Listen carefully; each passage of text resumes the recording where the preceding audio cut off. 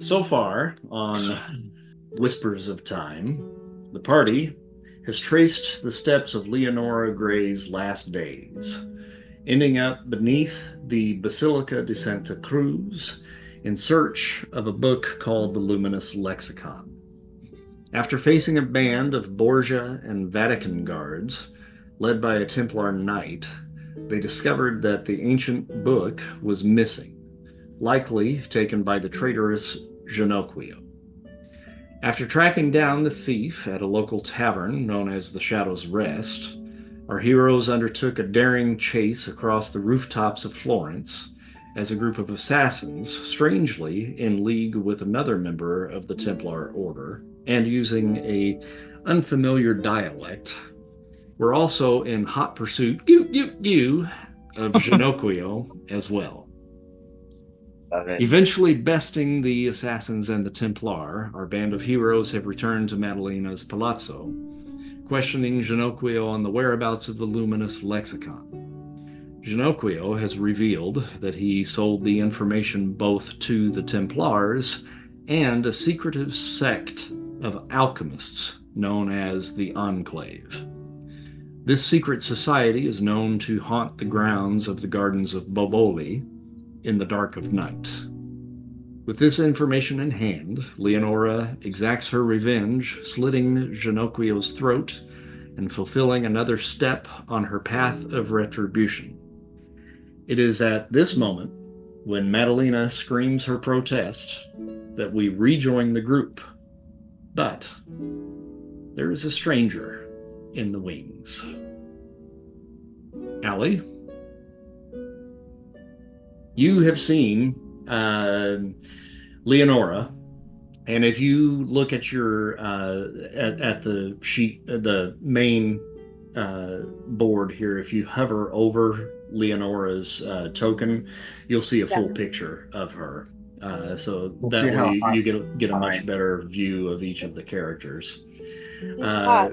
so you see this woman dressed in a black and white, very finely tailored dress. And it's a dress that you recognize, one that you have seen on a gypsy dancer in the square in Florence. You're also familiar with Maddalena and have had some dealings with her in the past. She's maybe designed a few of your dresses for you for your particular set of skills as well. So you know where she lives. So at this point, I'm going to kind of just turn it over to you, and we'll just role play out this little interaction. You've just seen Leonora now slit the throat of this man that they have brought back to Maddalena's palazzo. with my hands that are actually like cat claws, and I don't have the mask on at this point. So, And Yeah. you've seen me go, no! Because On the I carpet. thought we could use him. So, but also, Does what my direction? 19 passive perception pull up? Very possibly might, yes. I was about to say, I was like, where are we in the room, and what direction is Viola facing, and how many of us realize there's a stranger there? Right? I'm certainly focused on what I'm doing, so I probably would. Because like this is my place, and like, what are you doing here? Like, but also, Allie, if you'll pull up your character sheet, you're going to look on all of your skills and look down where it says stealth and click on stealth and then make a roll with advantage. There you go. So you got a 15 and you've got a passive of 19. Yes. Yeah. So just as that's going on, you hear footsteps on the stairs behind you because this is taking place in the basement here of the palazzo. I do? No, Clint's character does. Oh. So obviously there's someone coming down the steps. Yes. I will position myself at the end of the steps so that she can't see me, so that I can grab them when they come down. Okay. Where Yeah. are the steps? This is kind of what we would call theater of the mind. Okay. So we're just kind of imagining it right now. So I don't have a map for Okay. this particular section. Got it. But you would be coming down the steps at this point just to have seen this act happen. Right. So do you want to cross into the room or stay on the steps? I think I want to go in the room. All right, so you take a step into the room. Salvestro, you see a flash of purple and white as this beautiful, pale-skinned woman walks into the room with very strangely colored hair, purple and white, wearing a red and purple tight, form-fitting bustier and skirt, and wearing fishnet stockings. Ooh. I would like to grapple her, please, to hold her, and put a hand over her mouth and whisper in her ear, "Shh, this does not concern you, my pretty." I would like to know how soon I notice this, because while I am preoccupied with what's happening with Leonora, if I recognize this person, and one more time, is it Viola or Viola? V. Viola. Okay, Viola. Yeah, if I recognize this person, I definitely want to stop Salvestro. So as soon as I can recognize what's happening, I would like to. Okay, so we're going to make a contested athletics roll between Viola and Salvestro. So both of you will want to roll an athletics check. So that's right across from your strength, Allie. Would mine be at advantage since I have the surprise advantage? I would think so, yeah. And then I'm normal. Yes. Uh-oh. Ooh. Oh, hello. All right, Silvestro, you got a 22 and Viola got a 3. So he wins that contest between the two of you. And he does exactly what he just described. Grabs hold of you, whispers into your ear, "This does not concern you." What do you want to do?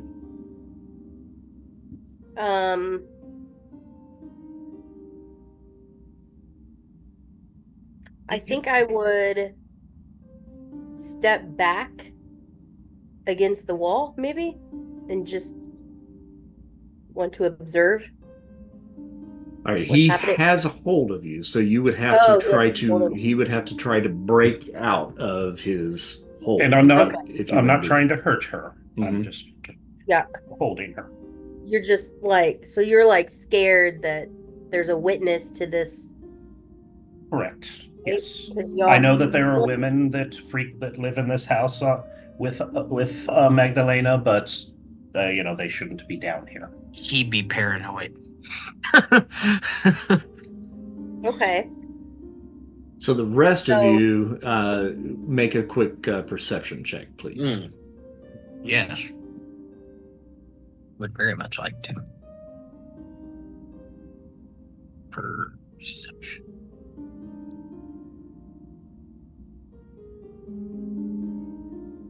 None of you realize what's going on behind you. Oh, fantastic. I'm really preoccupied. Yep. So I'll just watch. Can I turn around towards him and look up into his eyes and try to seduce him into believing that I'm no threat? It's possible. Are you going to allow her to turn to you, Salvestro? I would allow her to turn to me, yes. Okay. All right. So seduce me, baby. You are attempting to charm him? Yes. Okay. So the first thing you're going to do is you're going to roll an influence die. So if you click on influence on that first page of details towards the bottom right. Yep. And then it should prompt you to roll that die, I think.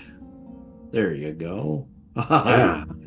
Nice. Okay, so with charmed, I'm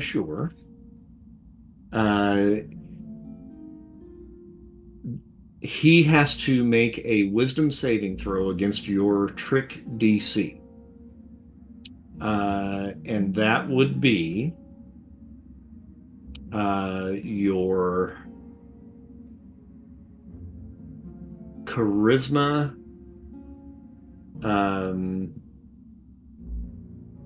bonus plus a proficiency bonus plus 8. So 8, 9, 10, 11, 12, 13. Yikes. And then I think you add the 6 to that. Let me just double check. So 19. 19.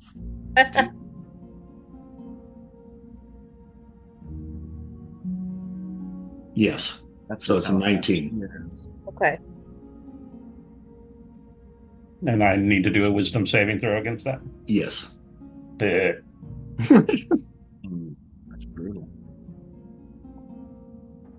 Oh, look at that. Holy A shit. natural 20. Well, Crazy. Just not your type. So with that, in more ways than one.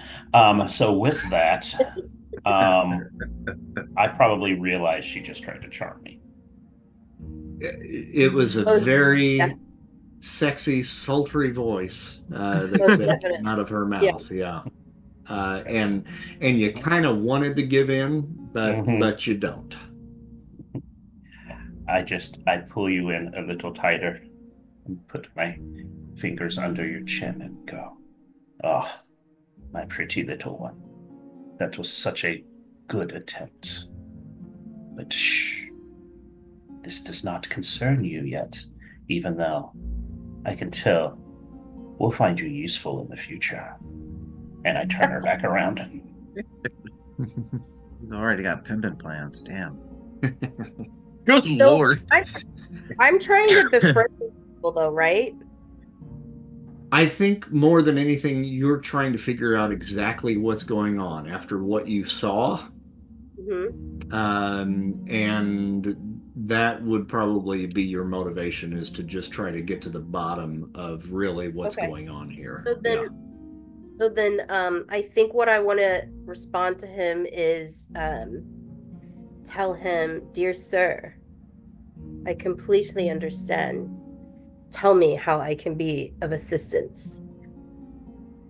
Now, with that, the rest of you guys probably hear the voice. I was about to ask. I was like, did I hear it? Yeah.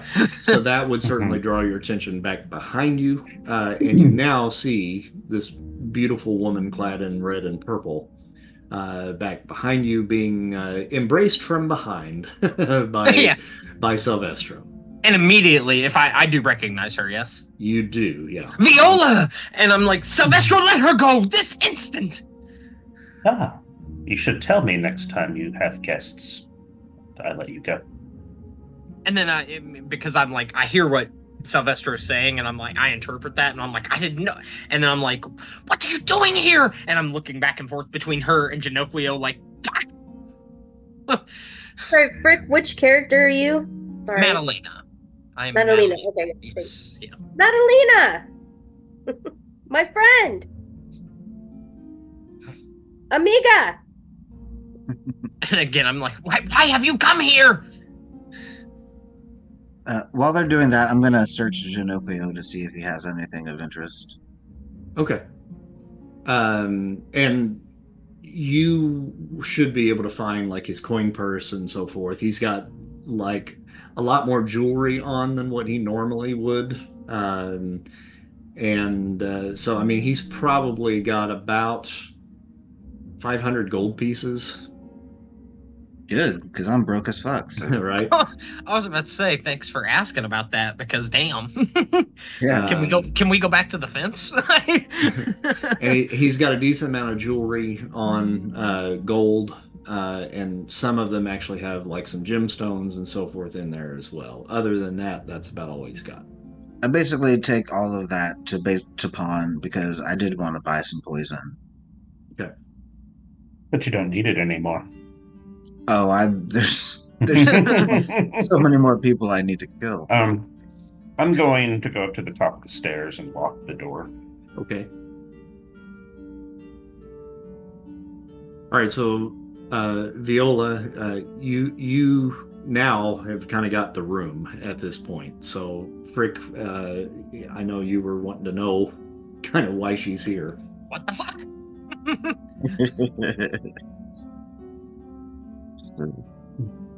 Is no one going to ask her why she's here? 3 can keep a secret if 2 are dead. Viola, what are you doing here? I was looking for you.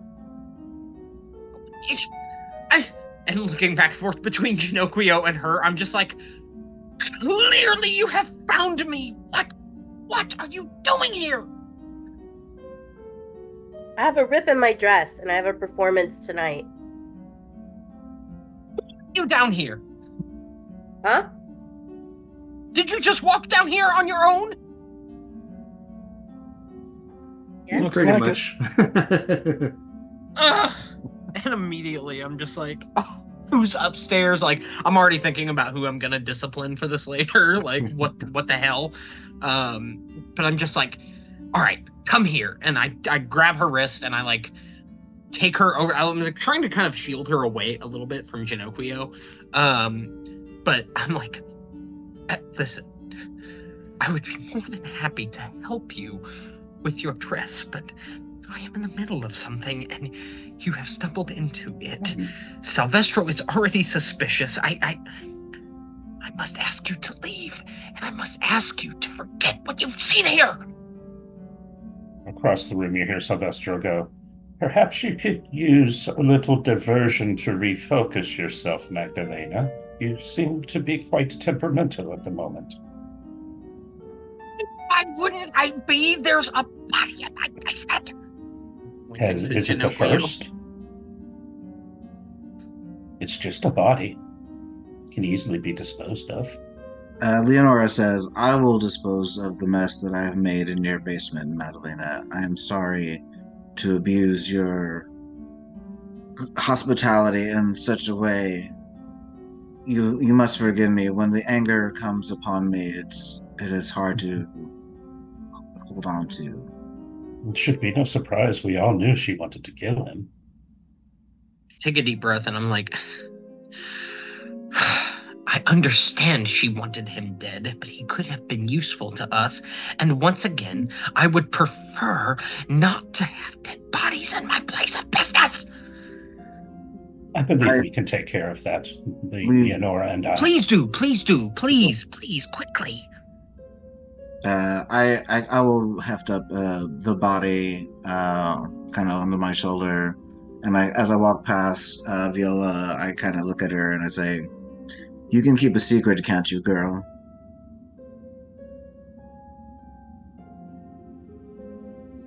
Yes. And then I kind of raise my hand to your chin, and with one of my claws, I just kind of give you a little "good girl," and then head up the stairs. I will follow Leonora up the stairs to help her, but I Try not to slip on the blood. I also want to cast Eagle Vision. Can I ask a question really quickly about Leonora? Do you have like superhuman strength? Not particularly. That's a fun question. Like, looking at this, pretty svelte character, and you just said that you just flung the dead body over your shoulder? Uh-huh. I did. I am pretty strong.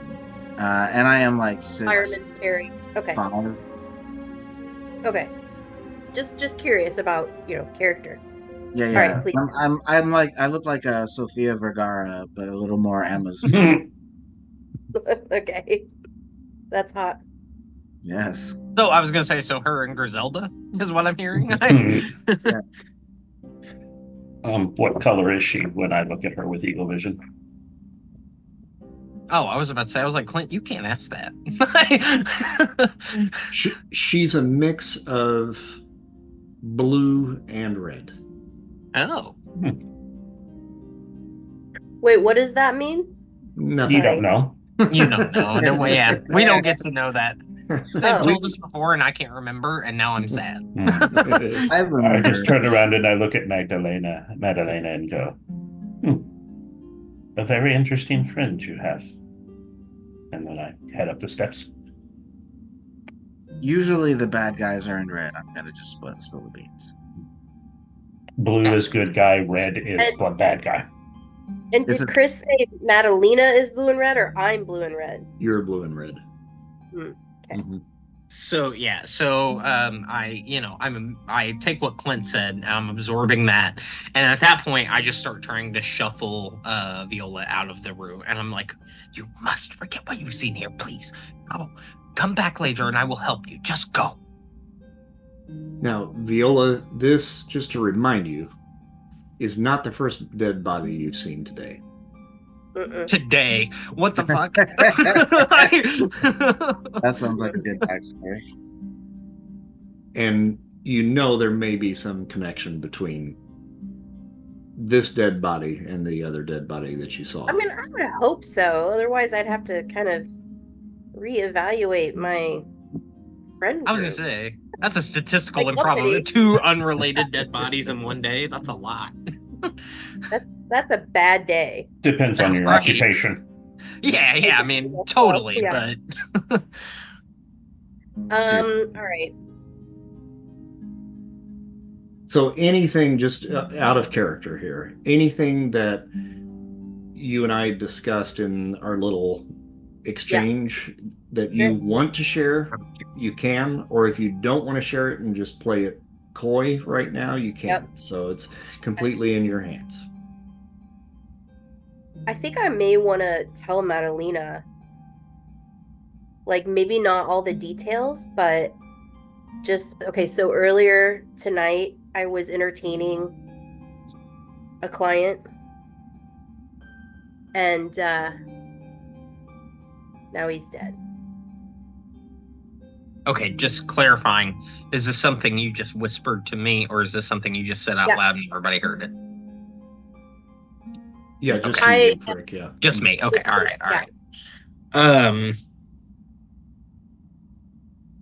All right, so I absorbed that, and sorry, give me a second because I'm trying to think of how Madalena would, because Frick would be like, this is too fucking much, I'm shutting down. Like, there's a lot going on right now and I just can't, so I'm done. But Madalena, though, okay, Madalena, all right, instead of shuffling you toward the stairs to try to get you out as you're whispering this to me, I kind of pull you back toward the corner we were just in, and I say, my dear, did I understand correctly? Did I understand you to say this person that you were with is dead? Yes.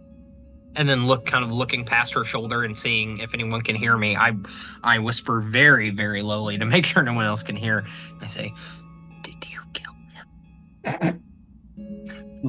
No. You did not. Oh, how did he come to be dead? By the looks of it, the cause of death was in common with your dear dead friend here. Are you telling me that Leonora killed him? Yeah. I didn't say that. You often do. Or that you're suggesting that perhaps he is in league with our friend. No. And then I whisper. Go ahead. The bloodshed. The source of... Oh, shit. I have to plug in. Sorry. No, you're good. It's happened to the best of us more than once. By the best of us, I mean me. Wait, it is plugged in. Why is it not? There we go. Sorry. That's all right. Okay. Do what now? So I said, I asked if it was his throat was slit. Yes. Okay, and his throat was slit. All right. Mm-hmm.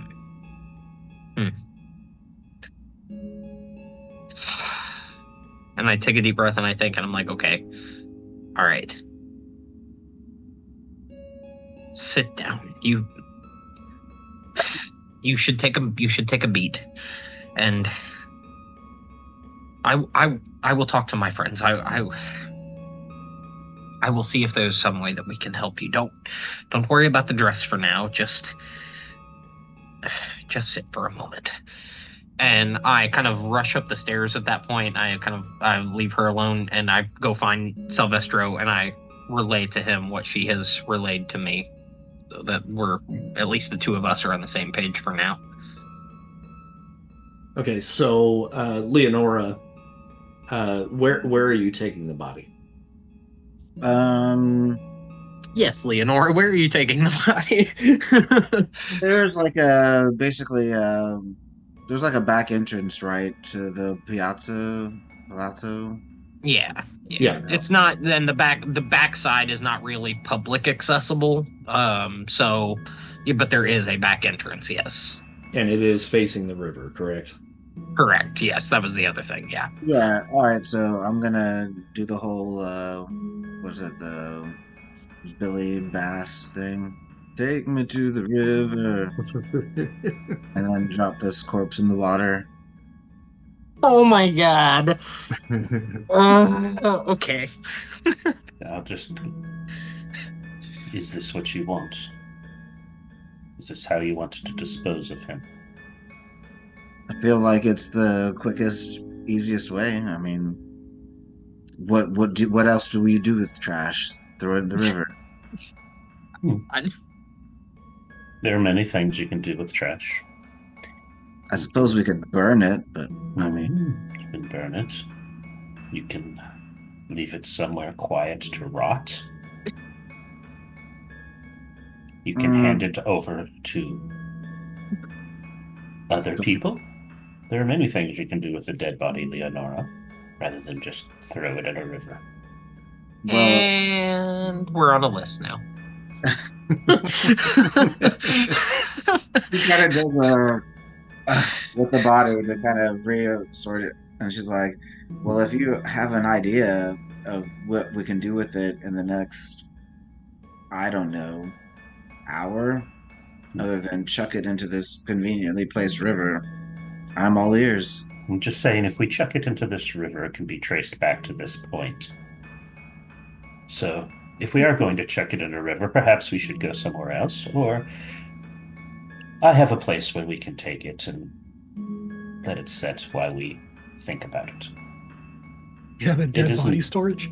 It is near here. Leonora just says that. You have a dead body storage? In my line of work, it comes in handy to have a place where you can dispose of things.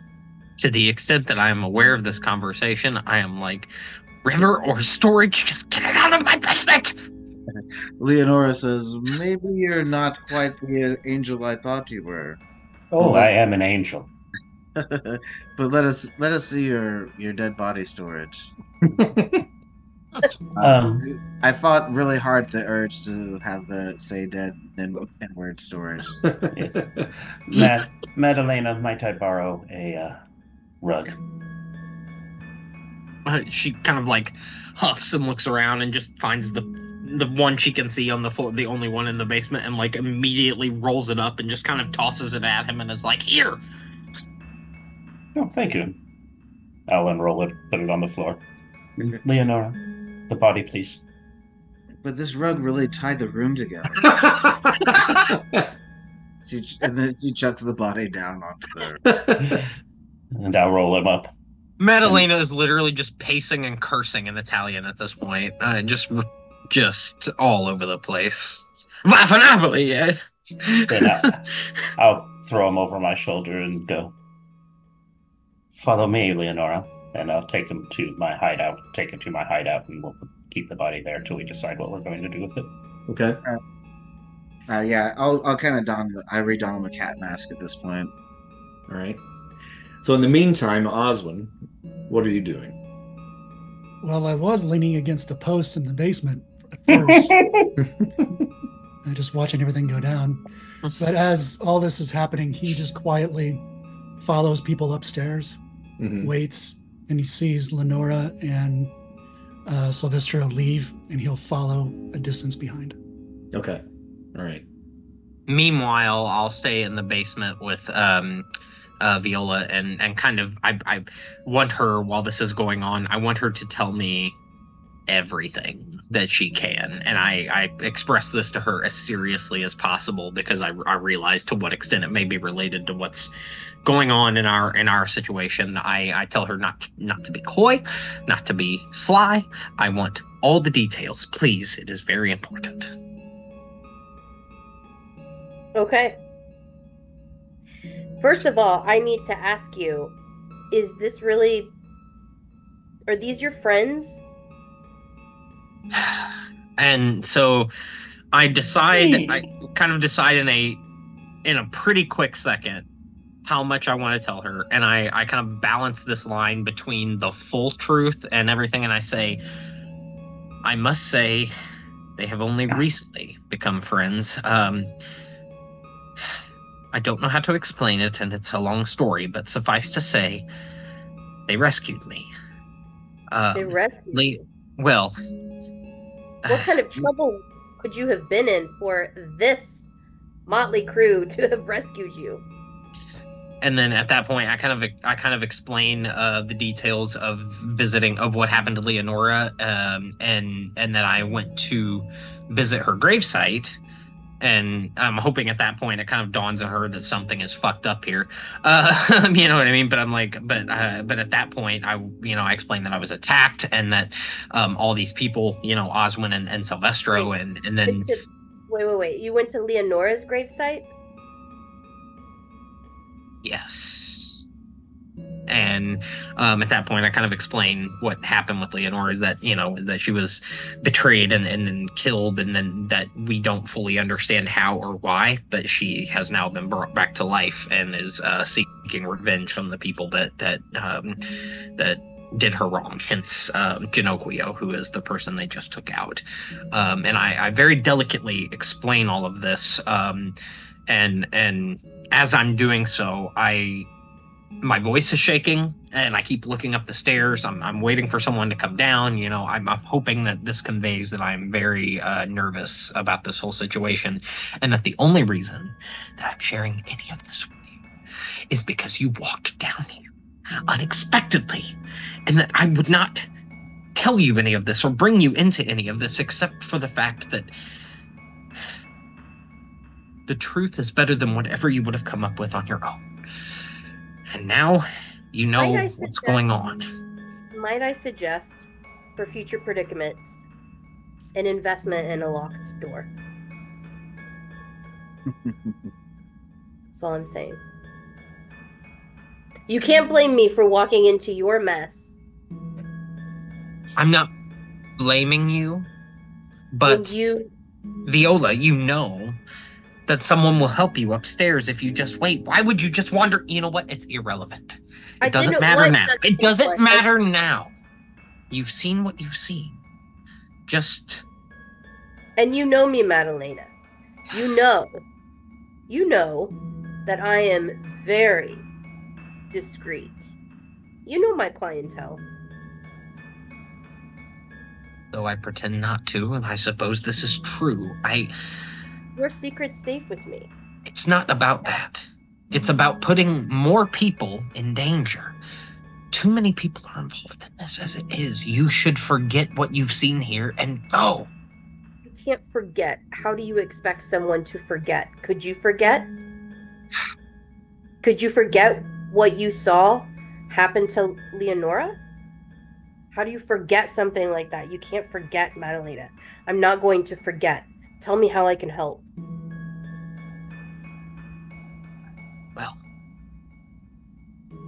I think that you need to get away from these people. I think we can find you people that will be able to assist you a little better. And that aren't so tied up in so much dirty laundry. You don't understand. Really? Silvestro, please. Silvestro, and Oswin, I can't particularly say where they came from or what they're up to, or what I do know is that they've saved me on multiple occasions, and I do trust them. But beyond that, Viola, Beyond You're a that, seamstress, for crying out loud. What is there to save you from? the people who are after Leonora, they know all of us now. And that's the thing. Leonora is my friend. I don't know why or how she is alive now, but she is my friend. And I am not backing away from helping her. So why is she wearing the dead gypsy's outfit that you made for her? Tell me that. If your so-called friends are helping you, why does it seem like they've wrapped you up in something you cannot unwrap yourself from? You say that someone has risen from the dead. Do you know how crazy that sounds? No, I do. Trust me. And but the fact is, you have seen her. You have seen her with your own eyes. She is here. Now listen to me. You want to know how you can help? I'm going to tell you. You can tell me everything you know about the dead body you saw today. Right now. No more games. I've told you everything that I can. I can't explain any of it, but you... told me anything. You haven't told me anything, Madalena. All you've told me is that you're running around with this riffraff. That's all you've told me. And I need you to trust me. I need you to trust me. Leonora is back from the dead, and even I can't explain that, but she is here, so I need you to trust me because we are going to help her. Who is after you, and why are you helping Leonora? Are you in love with her? It's irrelevant. I need you to tell me... Stop. I need you to tell me everything about the dead body that you saw today. And when they all get back, we together will fill you in on what we're doing and what we are after. You must help me first. I don't know that I can trust you that way, Madalena. I thought I could. I thought you were a friend, but after what I've seen just now, how can you reassure me that I can trust you? Because I gave you a chance to walk out of here. Instead you saw of what you... Don't say it. You know. You already know. Silvestro grabbed you, did he not? At my command, at any of our commands, he could have ended your life, but I knew who you were, and I stopped him. That is how you know you can trust me. All right? You should not have been down here. You should not have been down here. I don't care if the door was unlocked. Your door. It doesn't matter. You should not have been down here. I saved you. That's how you know you can trust me. I told Silvestro to let you go, did I not? Now, for the last time, tell me what you know about this dead body, and we will fill you in on the rest. Who was he? This is a great runner-friendly way to... Who was that? I was about to say. Who was that? Seriously, who was that? I have no idea. That was a fat finger.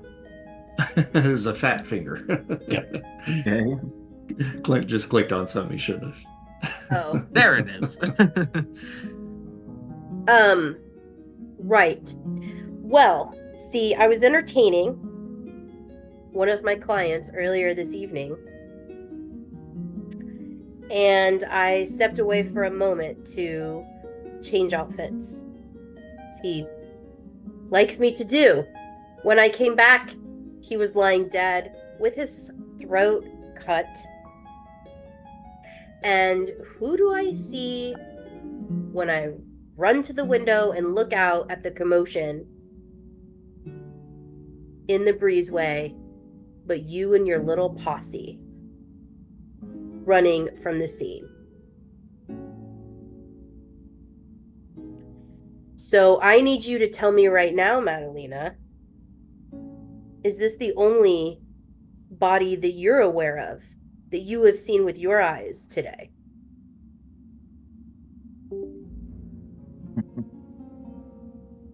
At this point, she now knows that Viola knows a little bit more than she has let on about this body and what's going on.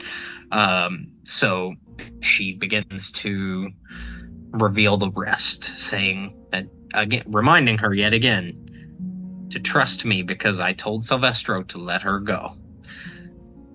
And I begin to fill her in, and I let her know that that there is something called the Luminous Lexicon that we seek, and that there are people who want to keep this from us, who also potentially seek it or seek to keep it from us, and that they are also after us.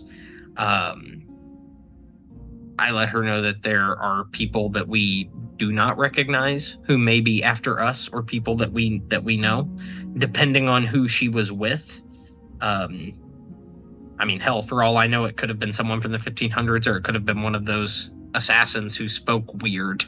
But I kind of let her know about all of that while we're waiting for the rest of them to return. Okay, do you know, as the player, yes. Do you know who it is that she's referring to? As far as the dead person that she is Yes. with? Not yet. And I was about to either ask directly, like, if she had a name or something, and if she does not, then I was going to see about if my genius points have reset at this point, about using sight beyond sight. But I do, they have not. They have not. Okay, all right. Then in that case, then I'm just gonna take What's the direct the only route. dead body that we have not made dead ourselves that we have come across in this game? Now, see, now out of character, I might be blanking. Okay, Monkey chunk. Right. The monk. Yeah. Oh, yeah. The priest. Oh, yeah, that's right. Okay. So all of this death is over a glow-in-the-dark dictionary? Is that what you're telling me?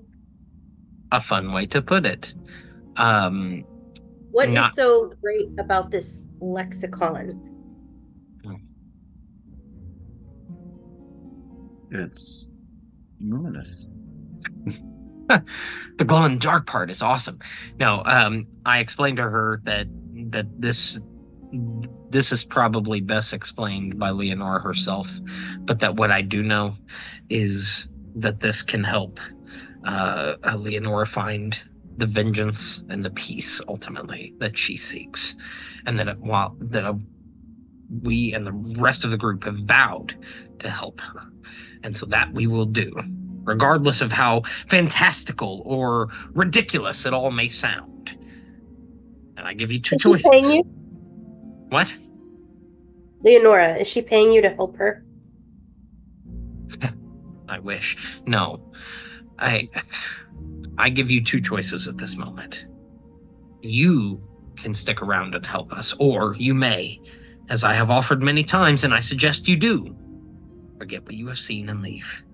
But if you were serious about helping, then stick around, and we'll find some way you can help us too.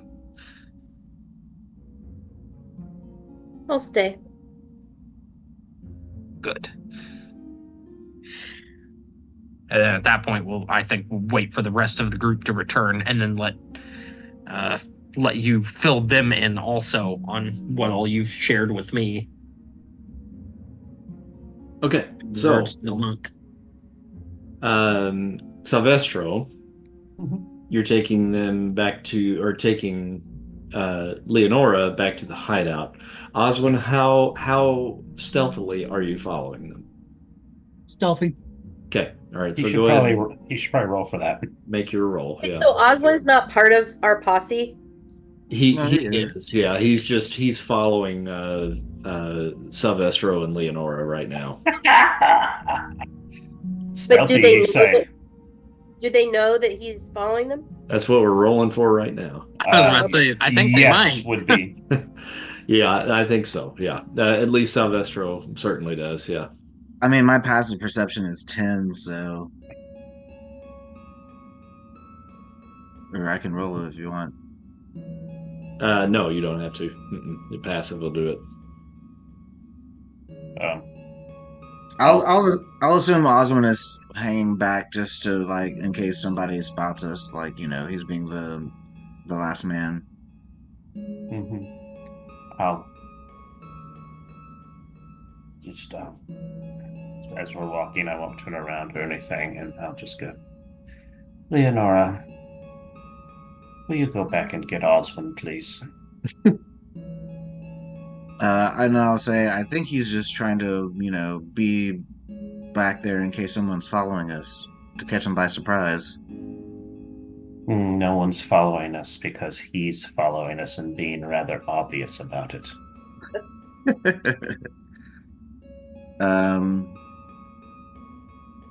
I'll say, well, I feel like his Moorish complexion kind of makes him stand out wherever he goes. So this is true. But if people are looking at him, they're less likely to look at us. We'll let him think he's getting away with it. It's night, right? It's evening, yeah. Oh, okay. Mm-hmm. I'll reach out and I'll grab her hand and hold it and go, just act like we're a couple out for a stroll after buying a rug at the bazaar. Yeah. Wait, have you dumped the body yet, or it's still rolled up in this carpet? It's still rolled up in the carpet. Yeah. Mm-hmm. Leonora will just kind of smile and be like, as if you could, pull a gal like me. So do you want to describe your hideout to the group? It is around the corner from an antique shop that we just walk past, and it's around the corner, and it's just a nondescript little building, kind of a shack. But when you open the door, it's basically, I will unlock it. It is chained. I will unlock it, and we go in, and there is a stairs going down from the first floor. That is it. Otherwise, it's a bare room. And we will just stand there and we'll wait for Oswin to see if he comes in the door. I'll give him about 2 minutes, and then I'll poke my head back out the door and go, you might as well come in, Oswin. Are you going to lock the door after that happens? I was planning on it, yes. I highly recommend. What is it with you and locked doors, unlocked doors? If you happen to find an extra lock lying around, maybe you could bring it to Madalena. Yeah.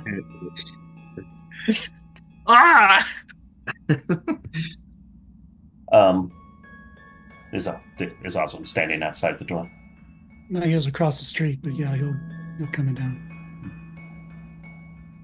Now close the door and I'll lock it, and we'll go in the basement, and it's just basically a bodies and bodies and bodies. No, there's bodies everywhere. It is meticulously clean. There's no bodies, but there is like a stone basin and a couple bottles of jugs, clay jugs of stuff. A couple bottles of what now? I'll just take it and I'll unroll the carpet and I'll put the guy, I can't remember his name, Jinoquio's body in the basin, and I'm just like,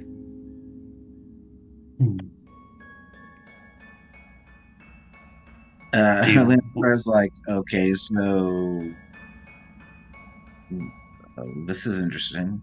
Yes, and I'll just I'll look at Leonora and go, now you have a decision to make. The body will be fine here for as long as it needs to be. We can get rid of it here through various substances that will eat away the body, or we can take it and throw it in the river, throw it to the dogs, whatever you decide to do. But it is much safer here than it is in the basement of a garment factory. Leonora is like, well, if we were going to throw it in the river, we could have already thrown it. I told you that wasn't a good idea to throw it in the river there, because it can be traced back by clients, and besides, we didn't have anything to weigh it down. It would just float to the top.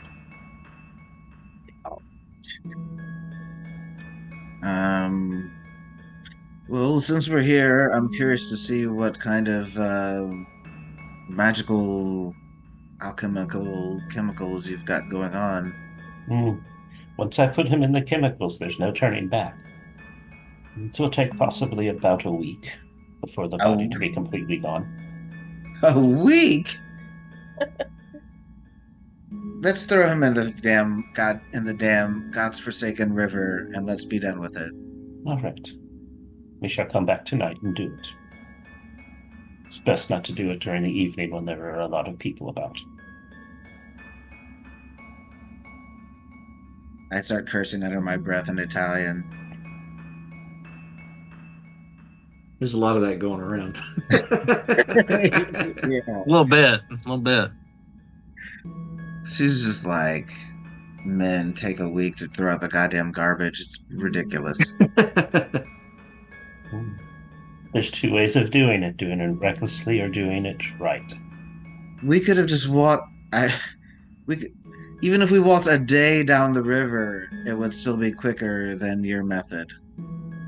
If we're throwing him into the river, it'll be done tonight. But Yes. we will need to weight the body down so that it does not float to the top. That's fine. We can do that. Fine. I will make the arrangements. You go back to Madalena's, and I will meet you there. Very well. And because she's pretty much over the whole thing, and then she'll go. Okay. Weak.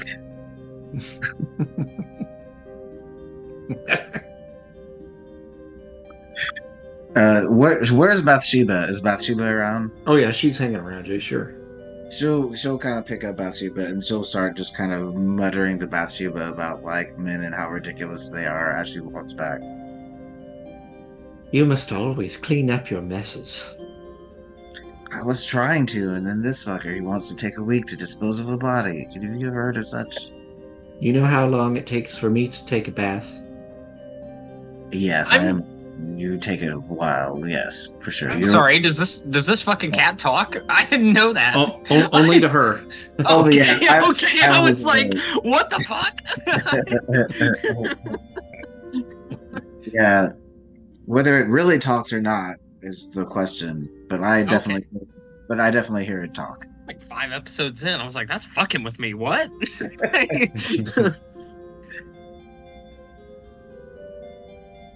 All right, so Silvestro, Oswin, you guys are still there at the in the shack in the basement, yeah?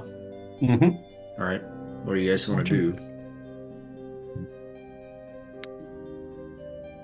I'll go ahead and leave. I mean, if he's going to deal with the body, I don't need to be there. Well, I'm not going to do it right now. I need to go talk to someone to make sure we've got some chains and some weights that we can use this evening.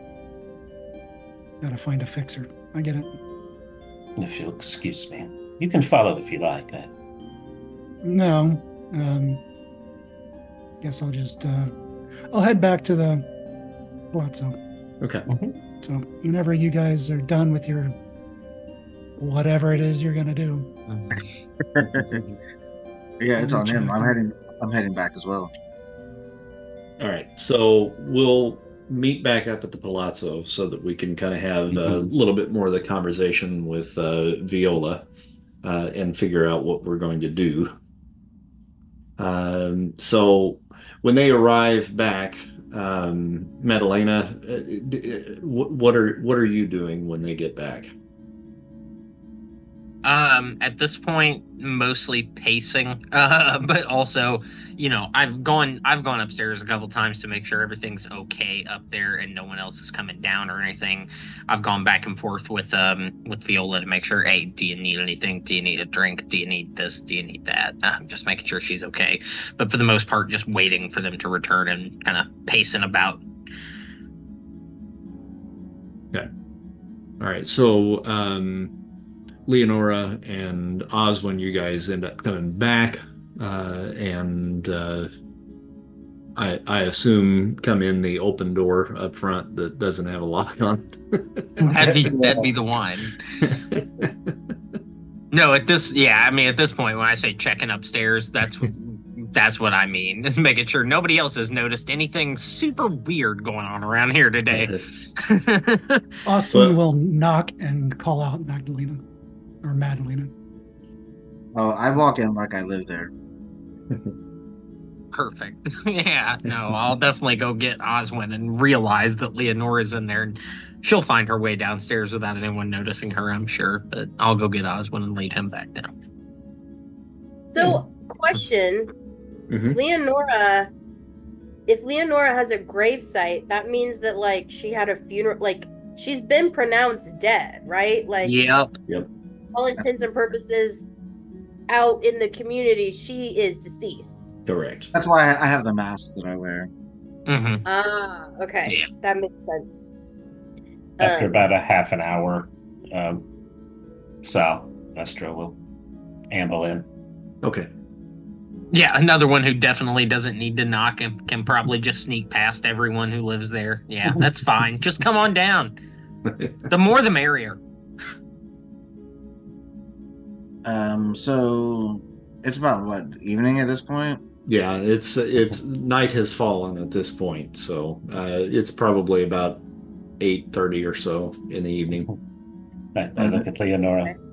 Are they back in the seamstress basement yet? Sounds like everyone's it. back, and I kind of fill everyone else in on our conversation. I think Viola, and kind of let them know, and especially Leonora. I'm like, I think she will help us. I kind of say to her out of your earshot, I'm like, I think she will help us. I say, perhaps you can explain to her the reasoning for Jinoquio and the Luminous Lexicon a little bit better than I can. After all, it's your revenge to take. I am only here to help you, my friend. But I do believe she will help us. And then I'd like... Sorry, go ahead. No, I just said that. That was good. Go ahead. I'd like to barge in on that little two-way conversation and just boldly ask Leonora who the hell she is and what the hell is going on.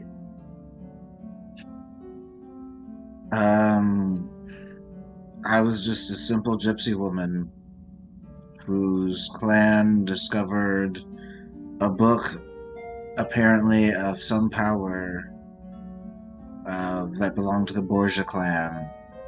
And through misfortune and betrayal and deception, me and my family were killed and my daughter was taken from me. And I know not why I have returned from the grave. I just know that an anger burns deep within me, and that with the guidance of Bathsheba here, my cat, I will seek revenge on those who have done me and my family wrong, and I cannot rest until that has happened. Are you going to try and find your daughter? Yes, absolutely. Do you know if she's still alive? No. Do you know who took her? No. Did you kill this man that you just took away? Jinoquio? That Yeah. traitorous bastard? Yes. Yeah. Is he the only person you've killed today? No, there were two others, I believe. Was one Although of them... they were trying to kill Jinoquio as well, as I recall. Well, wouldn't it have been easier to have just let them kill Jinoquio and then killed them? You wouldn't have to worry about this body, would you? No. Well, my vengeance is mine, and mine alone. I see. You're a woman of vengeance rather than logic. Makes sense. My dear, dead men don't talk, and we needed information from him, so keeping him alive was quite logical. Yes. So, in the before time, I could have been seen as a reasonable person, but now I'm scarcely a person at all. yeah, I'm gathering. Were one of your victims, one of the 3 victims that you've had today, was one of them a man of the cloth? No, they were both assassins that I killed today. I think This isn't the same day as the whole thing in the underground of the church, right? Not the same. Not the. Well, no, it is the same day. It's the same day because you guys did that in the morning around lunchtime. Yeah. And then followed. Oh wait, you're not your path to Jinoquio. Yeah. You're not referring to the father that I was friends with that had the amulet, right? That is the one. priest? Yep. Yes. I sure am. Been a long fucking day. No, he was a friend of mine. He was quite dead when we found him. Yes, it was unfortunate when we came upon his body. But he was always friends to me and my family. It was a shock to find. You visited him today? So we attempted to. You saw his body today? Yes. We found him dead. And you didn't see. Where was this? They had hidden his corpse in the closet of his room. Oh no, I did that. Oh. No. He fell out. Oh, did he? Okay. Yeah. Gotcha. But then I think maybe you stuffed him back in there. Yeah. Yeah, I think you did put him back in. Okay. Why were you looking in his closet? Oh, actually, Silvestro found him. Silvestro, why were you looking in the priest's closet? Because I could sense he was there. Is that because you put him there? No. Did you kill him? No. Did anyone kill him? He was dead. Somebody killed him, but it was not anybody in this room unless it was you. I'm pretty sure it was the people we fought underneath the cathedral. It was most likely the Templars. Yeah, the Templars killed the priest. He was too much of a benefactor to me. I wouldn't have done it. Well, it's a good bet it was the Templars. The bastard Jinoquio had tipped them off to the whereabouts of the lexicon as well. And the priest was in possession of an amulet that was basically a key to unlock the whereabouts. Okay, and so this magical dictionary was stolen from the priest upon his murder? Yes. Or possibly sooner, actually. It's hard to say. Again, Jinoquio was betraying many people in this endeavor. How can we find these people? How can we get this lexicon back? Yes, that's where we're at now. We need to find the Enclave. I'm sure Jinoquio knows. Oh, I was about to say would have been a lot easier if Jinoquio was still alive, Leonora. But Jinoquio, just to remind you, Jinoquio did tell you where you could potentially find the Enclave. That they walked the Gardens of Boboli. Right. Okay. Yeah. All right, I forgot. And he gave us the name of the person that he was connected, that he was talking to. Genevieve was her name or something like that? No, Genevieve was the woman Genevieve that was his wife. Okay. That turned out to be a betrayer herself, that coerced him into basically betraying family. Gotcha. But the individual that he mentioned to you guys that he had sold the information to was, I gotta find it here. I don't know. I can't remember exactly which one of these guys it was. Hold on one second. I gotta go find it. I typed it, but the notes didn't save. Yeah, I would just watch the video. Watch the video. No, I'll find it. Just give me a second here. But that guy, that's the guy we have to find now. How far is this enclave? We just learned of their existence, so we're gonna need to find this person who can hopefully lead us to their headquarters or give us more information about what they're up to. Alaric Veritas was the name. Veritas. Mm-hmm. And the Gardens of Boboli that Jinoquio had mentioned is basically an area that is owned by the Medici family. It's basically the grounds of their palace. So it's fairly local? Yeah, yeah. It's on kind of the outskirts of town, yeah. Okay. So should we go? You guys want to go? We definitely need to rest before we go. Yes, I do need to rest. And But like first thing, well, we should get a rest and then maybe do a little scouting during the day and then try to infiltrate during the night. Okay. there is one other problem that we might have to address. Yes. That is.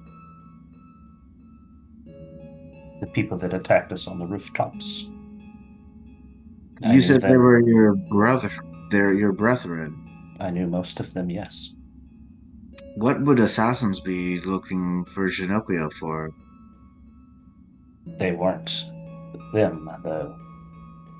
Their voices were different. And none of them were named Todd. Yes, Todd was one of the men I killed. He seemed inept at his job. Yes. I do not understand how this is happening. And make a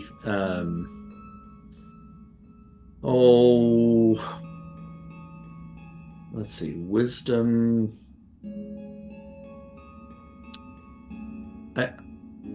Actually make an investigation check. Do the assassins and thieves guilds often go at odds? Is that possibly a thing? I cannot say it has never happened, but only for reasons. Jinoquio was a bastard. Yeah, oops. Yep, nope. Okay, never mind. Yikes. I could see how he would have pissed off multiple people. The woman, I had never seen her before. She appeared to be their leader. And what did she have on her? She had a Templar medallion, didn't she? Mm-hmm. And I took it. Yep. Wait. And she had this. And I held up the Templar medallion. My brothers would never join with the Templars. Was it perhaps a trophy or something, or? It's my trophy now. Could she have infiltrated the Templars, or do you think have like a double agent, or? I do not know. It's quite upsetting. Well, she would have been one to question. She would not have told us anything. Do you think we'll have to worry about more of your brethren showing up? It's possible. But they didn't act like they knew me.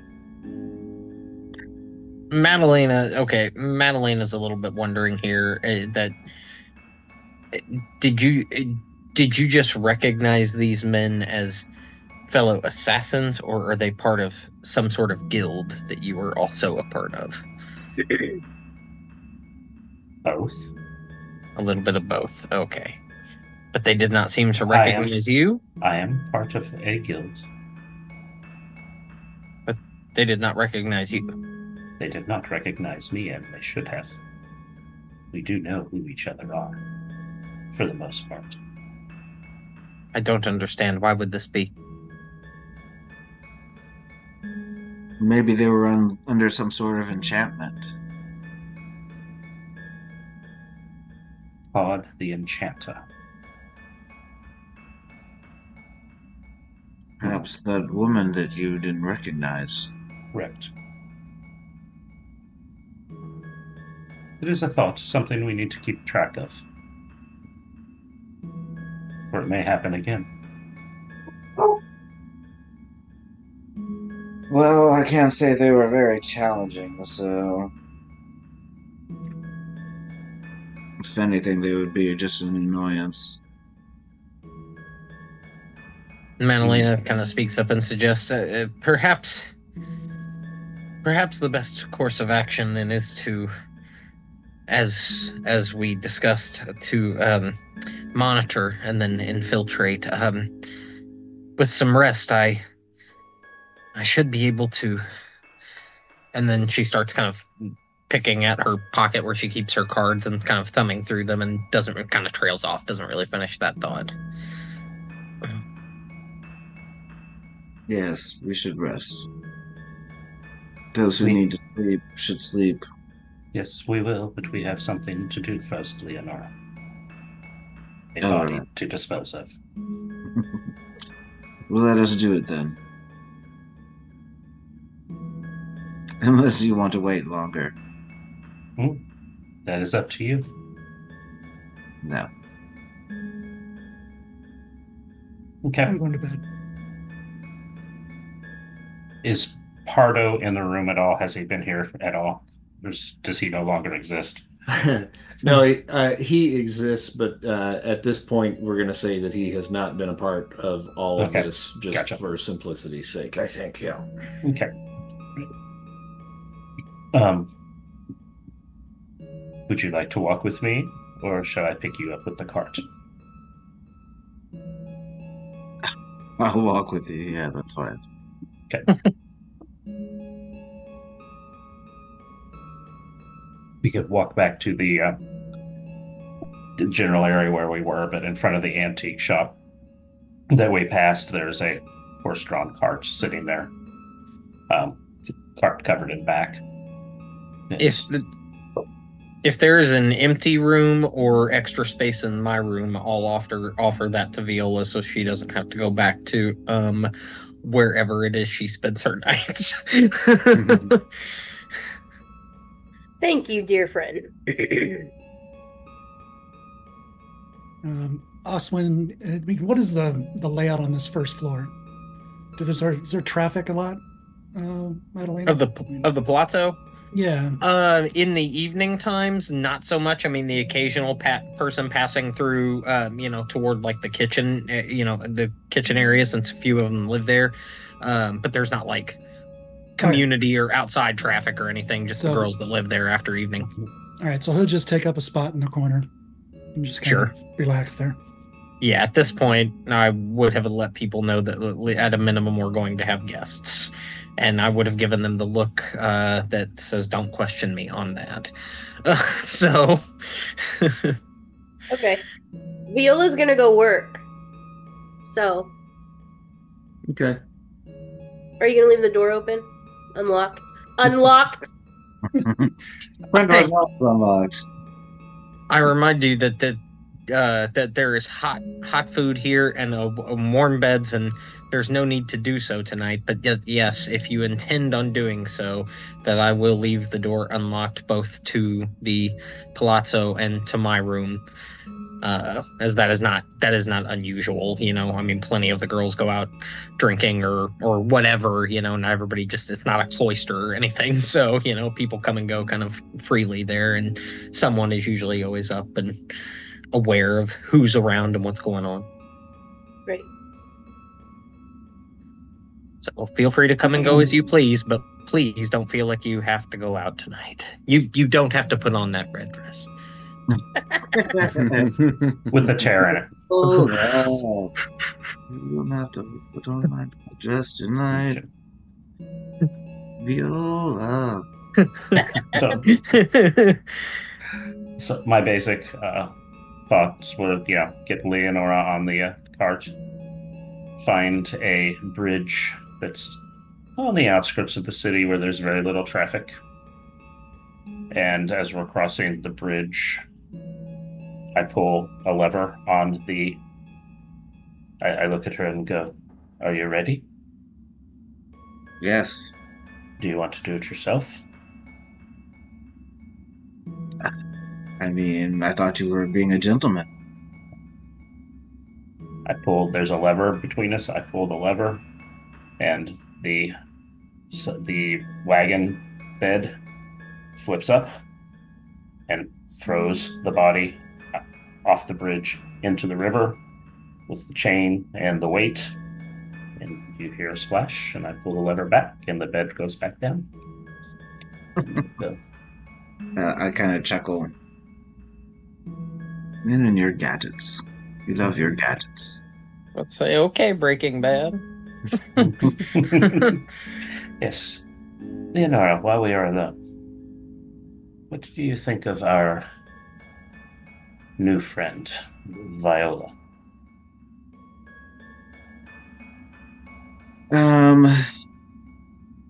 Well, she seems young, impetuous. We were all that way once. If she is friends with Magdalena, then I trust her. Magdalena is a good judge of character. I've been friends with her a long time. I do not think I understand her reasoning for wanting to help us.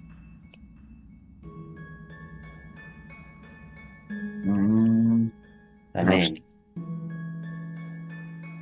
I'm here to help you. And because of honor. Same as Oswald. Madalena is here from your friend. And part of it helps because he's an old man with nothing better to do. What would a young whore be doing helping us? Perhaps she is bored or simply looking for a change of life path. Perhaps she's powerful individuals and thinks she can improve her station and make a little coin on the side. Perhaps. I'll be keeping an eye on her. I'm not sure she is one to be trusted. I'm far beyond the point of trusting anyone, but also I've been killed once already, so I'm not really worried about it. I've lost my life and my family. And we shall try to find your daughter. Yes.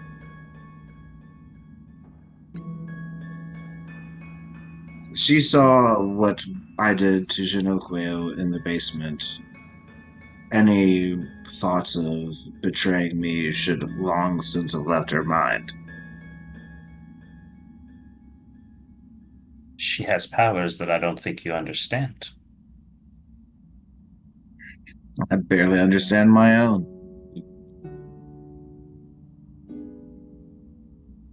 Shh. I believe she could talk us all into doing things we may not think we would normally do or understand that she is the one that is making us do it. Just watch yourself around her. Duly noted.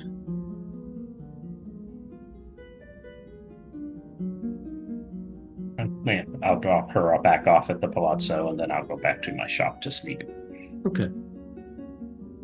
All right. So you guys get a full night's rest. Thank you. If you go to your character sheets, then and click long rest, that should bring you back to where you need to be.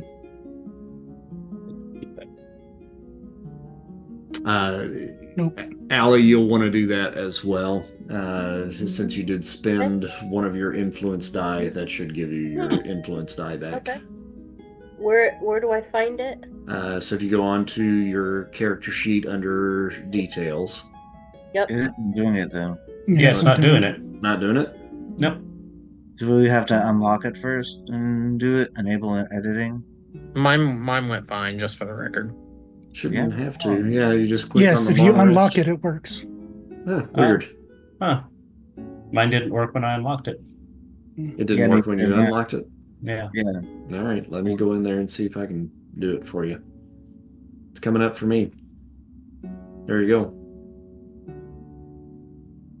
Leonora, yours isn't working? No. I'm looking to see. Where will I see there it went. Unless you did it. I did it for you, yeah. Okay. Okay, so do you see on your character sheet, Allie, long rest under temp HP on the right side? No. Oh, yes. Okay, yeah, click on that little box that says long rest, and there should be a little dialogue box that pops up. Got it. Yeah, okay, and yours worked. Weird. Yeah, that's weird. What the Okay. hell? All right, so you guys get a decent night's sleep, as decent as it can be after all of the murder that you participated in or witnessed the day before. Wake up in the morning, do whatever you normally would do, and I assume you all are meeting back at the Palazzo, correct? Mm-hmm. Okay. You had mentioned something about Silvestro knocks on the door. Get the fuck out of here. I open the Madalena's like shocked immediately. Like Oh, no lock. Since I don't need to sleep, so I just been kind of up all night, just ranting and raving in the basement to like nobody. Well, then you don't get a long rest then. I mean, I don't have to sleep. That's why. Oh, that's true. That's right. You don't have to yeah. But so I've been chilling out, but that's what I've been doing in the time. How talking to the cat and kind of. who are you to say he doesn't find that activity very restful? That's true. Yeah. The madness. So you had mentioned something about maybe trying to scout the Boboli Gardens during the day, correct? Yes. Okay.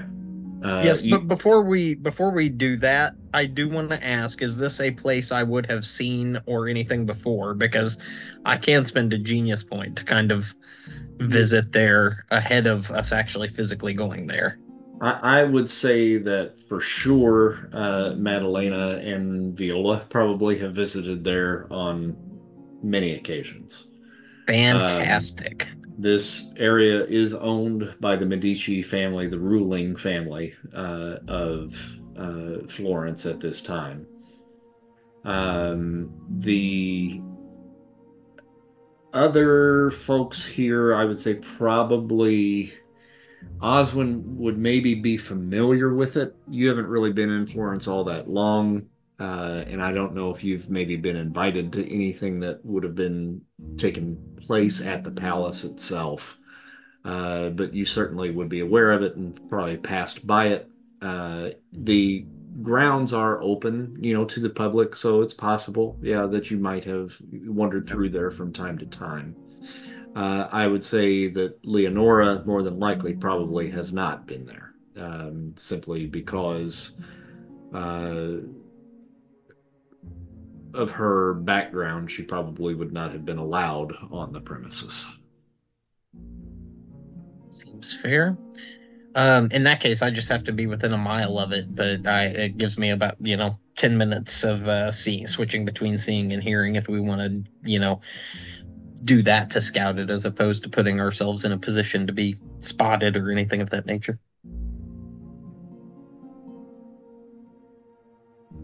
All right, so is there something that you want to roll for that then? Or? Let me double hold on a second. Let me double check exactly how that works. Let's see.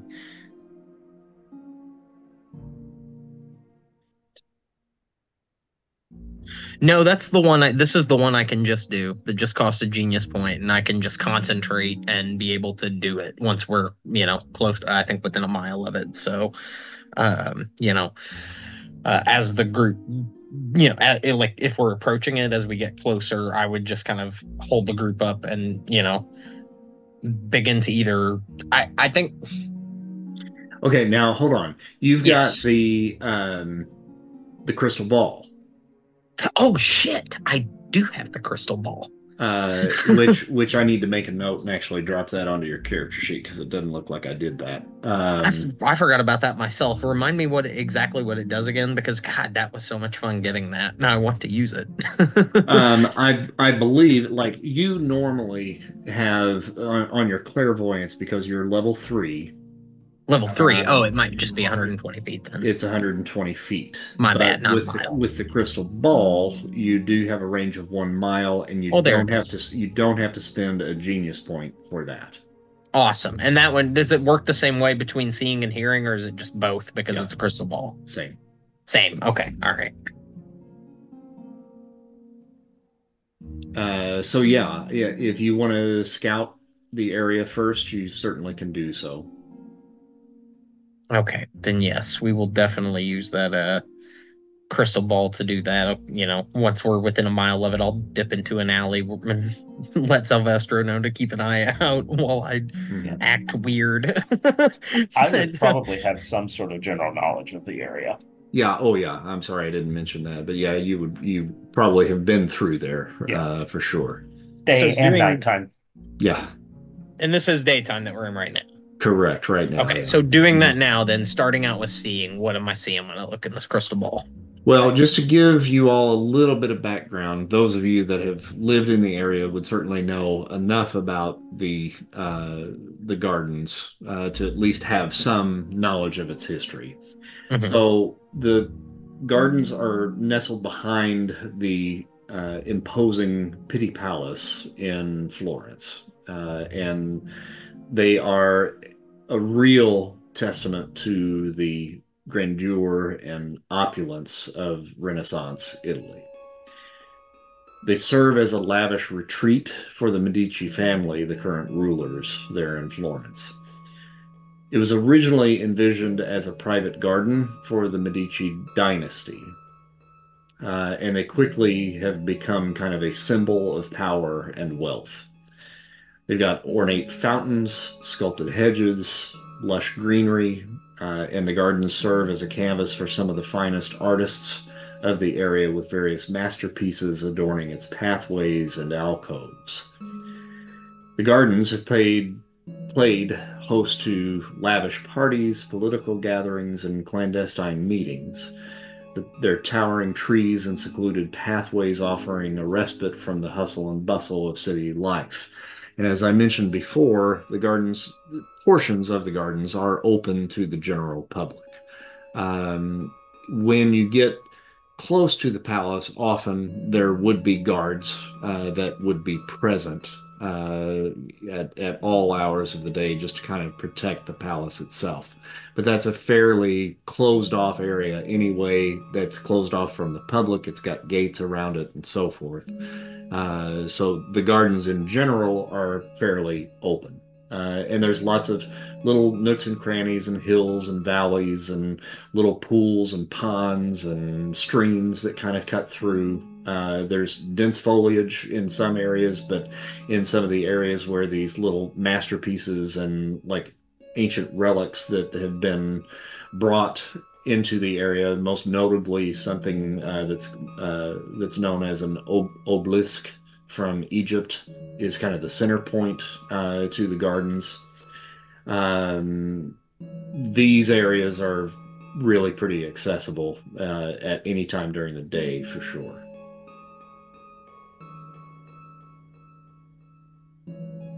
But what you see with your clairvoyance is really just kind of the general goings-on of visitors there at the gardens, just enjoying the day. It's a sunny day here in Florence, and some of them are out, on the lawn in the open areas and sunning themselves and walking the gardens and just taking in the sights for the most part. There's no one who looks particularly suspicious or out of place? Not that you can see, no. Okay.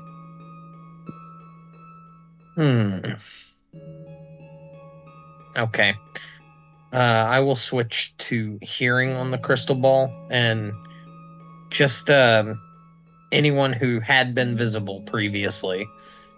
I want to kind of float around and just make sure. Am I overhearing any particular interesting conversations of any kind? Just typical chitter chatter.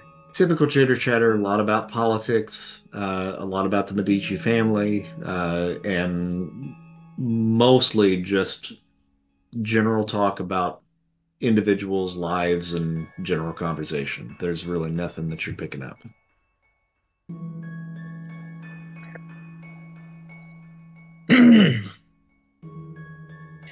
I stop with the crystal ball and I kind of relay, I relay it to the group, but particularly to Silvestro, and suggest that, that based on what I'm sensing and seeing, that there's no immediate danger, but that perhaps he could find, discreetly find a space in the park that we would be able to hide, post up, wait, whatever the case may be, without drawing, without drawing suspicion or whatever to ourselves. That we can, that we can potentially wait for the evening, because it does not look like at this point that there's going to be any impediment, even guards, to us, waiting there for the people that we are looking for.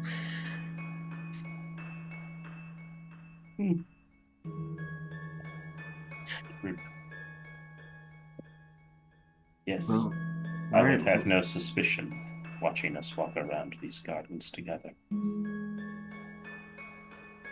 But yes, I believe I could find a place for us.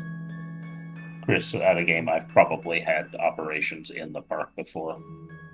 Probably, yeah. Do I know of a building or something that I know that is kind of off a little bit that we could hide in or hide behind, or, a couple places maybe? Well, probably one of the best places is probably close to the obelisk, which is kind of directly in front of the palace, but far enough away from the main gates that, with all of the foliage that kind of covers the area, this is kind of a larger park area, kind of out in front. That you would probably be out of view from the guards of the palace. But there are several structures around the obelisk that you could probably hide in, like some arches and like large staircases that kind of lead into that area. I think Viola has entertained lots of clients there, and it's very secluded. Mm-hmm. Just look at everybody. It's up to you. Should we go in together or individually? We can go in individually. I do want to actually go by that shop that we were at before and purchase a little something before we get into this next mission, as it were. Jinoquio's gold is burning a hole in your pocket, huh? Yes. There was a matter of some poison that I wished to acquire. It will only take a moment. And I can meet you guys at the rendezvous point.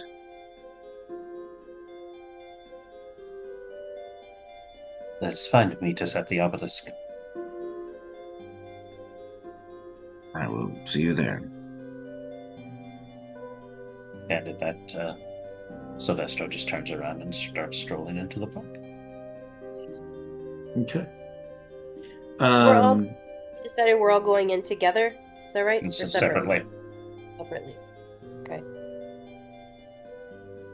Okay, so Leonora. Always the party. Always split the party. Leonora, you're able to go back to the shop of curiosities that you had gone to, and you're easily able to make the transaction to get some poison vials to be able to coat your arrows. So you can add basically a 1d4 poison damage to any of your arrows that you would be shooting. Cool. How much do I have, I guess, for... I don't even think I have it doesn't actually have like a number, like an inventory for the amount of arrows that I have. Right, yeah. I don't think it really kind of keeps track of that per se. Infinite poison arrows! Alright. Sorry, that's when Leonora gets back, Madalena is very curious as to how Felicia was, and just very casually asks. Oh, she's great. She's great. She seemed happy to see me, and she hooked me up. I'm sure this will help wonders. Yes. Good. This is good. Did she inquire after any of the other members of our group? No. No.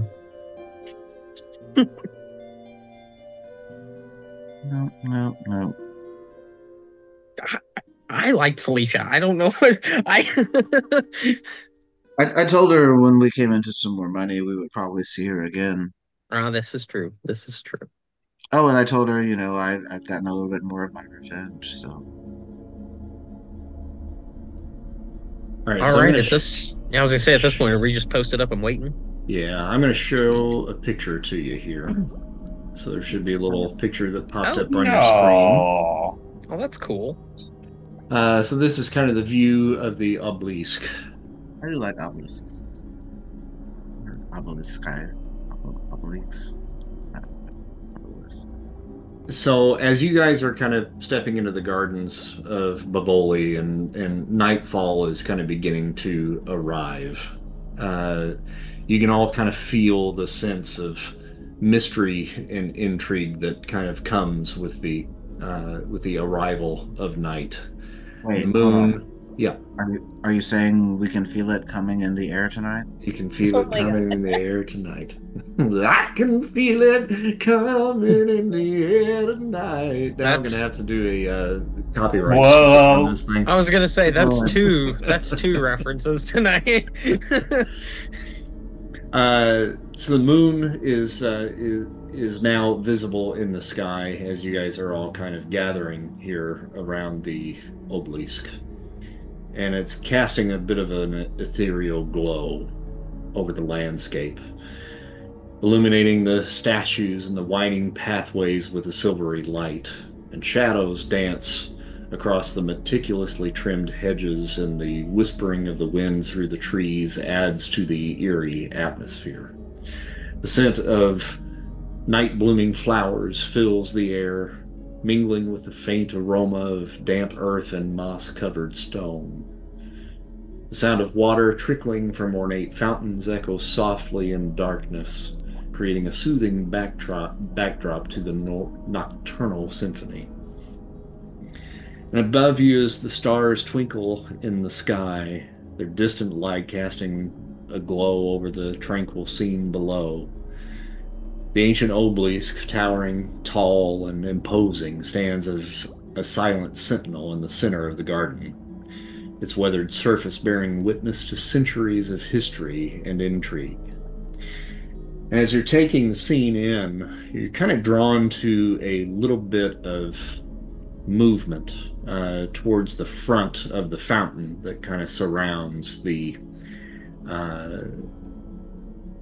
obelisk. And I'll pull you here to a map so you can see it a little bit better. And the obelisk is kind of surrounded by what looks like almost like tombs. They're not really, but they're just kind of like a decoration to kind of add to the feel of the Egyptian obelisk. This particular item itself was brought into Florence maybe within the last century, probably, and erected here in honor of the Medici family. But the movement that you detect is coming from one of the quote-unquote tombs that is kind of facing where I've got you guys placed here on the map, right in this area, right in here. And a panel on that structure opens, and you see 5 figures that kind of filter out. And they kind of gather in front of that particular structure right in here. And there are 5 figures cloaked in red. 3 of which are female and 2 males. And as they come out of this chamber, it slides down behind them and closes. And each of them are kind of whispering a little bit to one another, and just depending on where you guys are. And I don't know if you all gathered in the same place or if you were kind of scattered about. Where do you want to be on the map? These areas, right, north, south, east, and west, these are those more kind of concealed areas that I was talking about. I feel like I kind of want to be a little more concealed. Yeah, I know where I want to be, but you won't let me, so...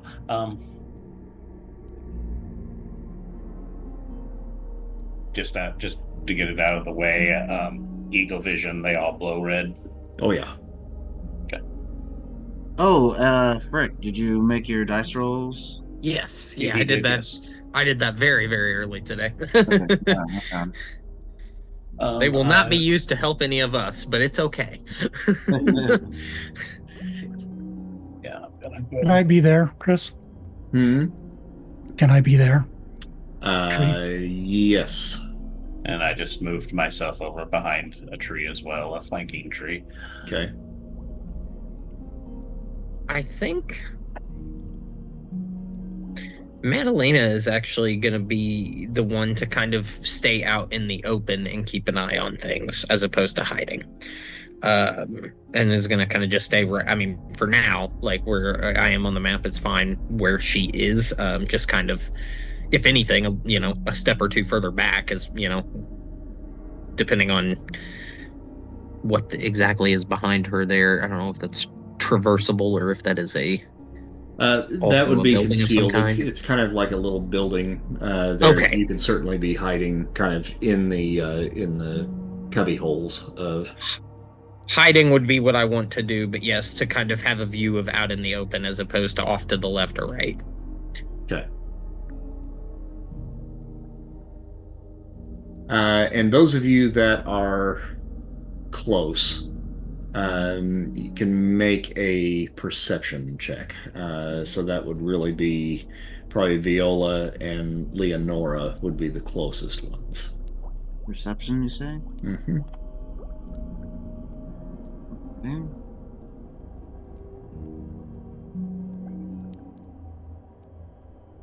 The perception, right? Mm-hmm.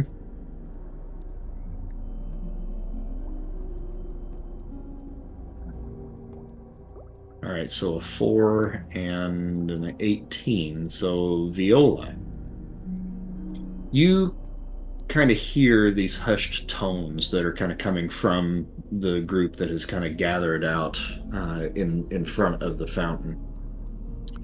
And the one in the middle, the man, marked as Octavius Umbra, here in the center, seems to be the one that is kind of calling the shots.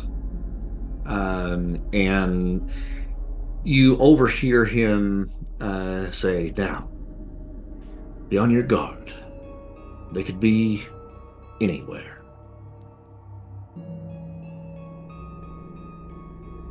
We know they are looking for the book, but we cannot let them inside. Do whatever it takes. If they show their faces, we take them down. What do the numbers after their names mean? The numbers after their names. There are numbers after their names? Yeah, if I wave my mouse over their icons. Uh-huh.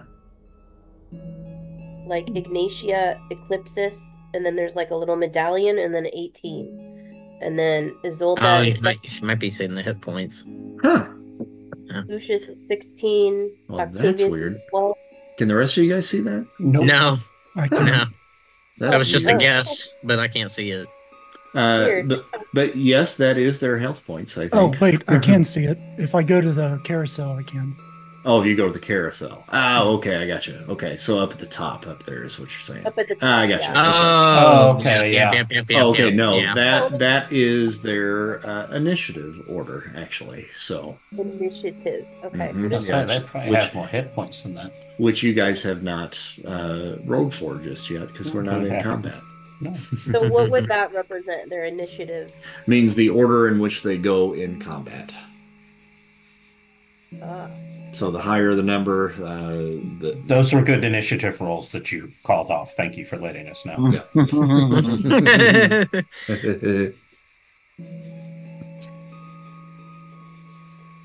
So with that, they all begin to kind of fan out. Now, I assume everybody right now is kind of just still. You're not moving, correct?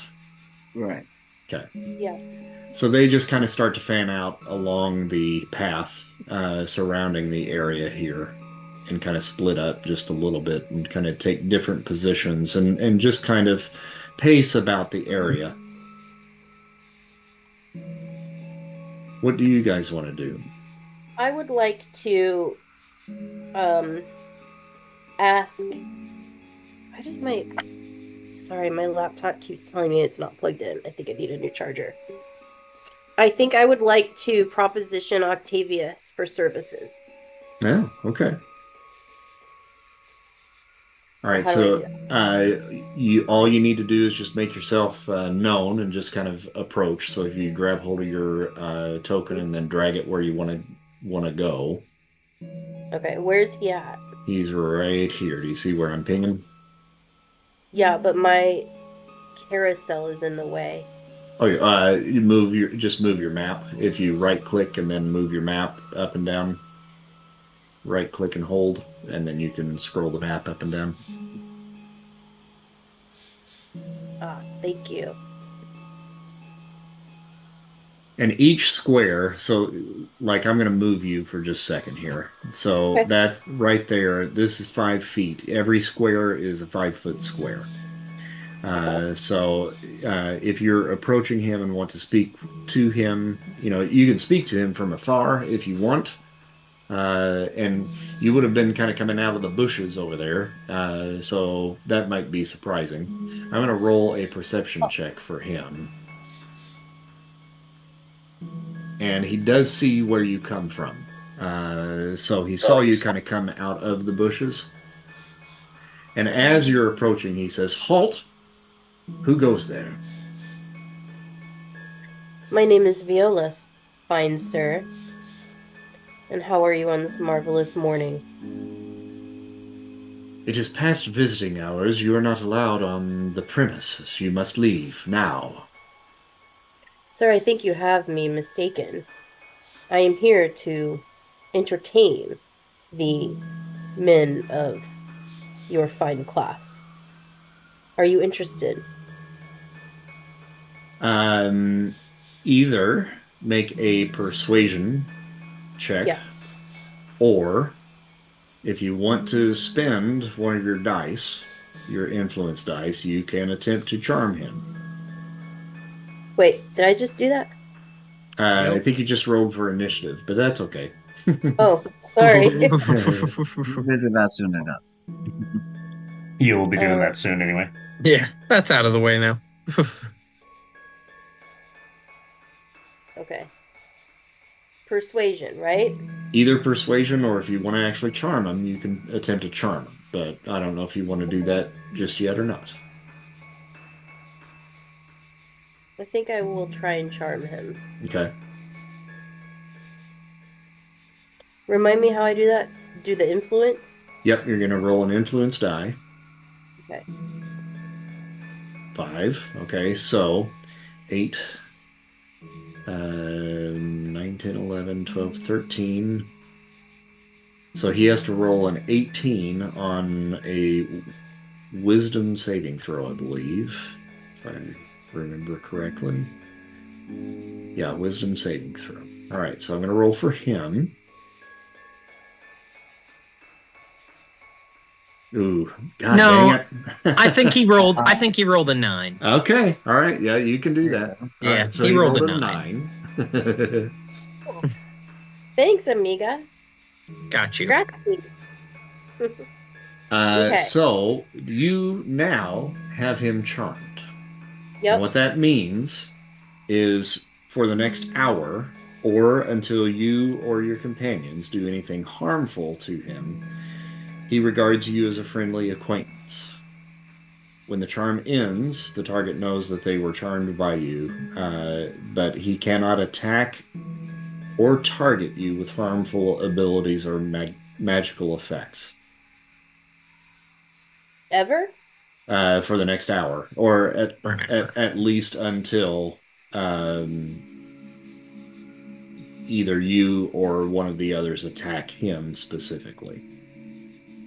Okay. So you just propositioned him essentially, right? Right, yeah. So I want to take him somewhere a little more private. Okay. All right. Where do you want to take him?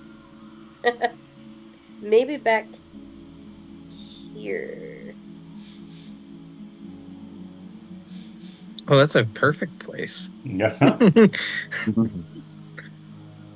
All right, so Octavius, you're... Octavius will follow you, Okay. and you guys will get to about, I'm going to pull you back just a little bit to about right here. And Okay. I'll climb up in the tree. Okay. The gentleman that is just up from you guys, this Lucius Ignatius right here, spots the two of you walking.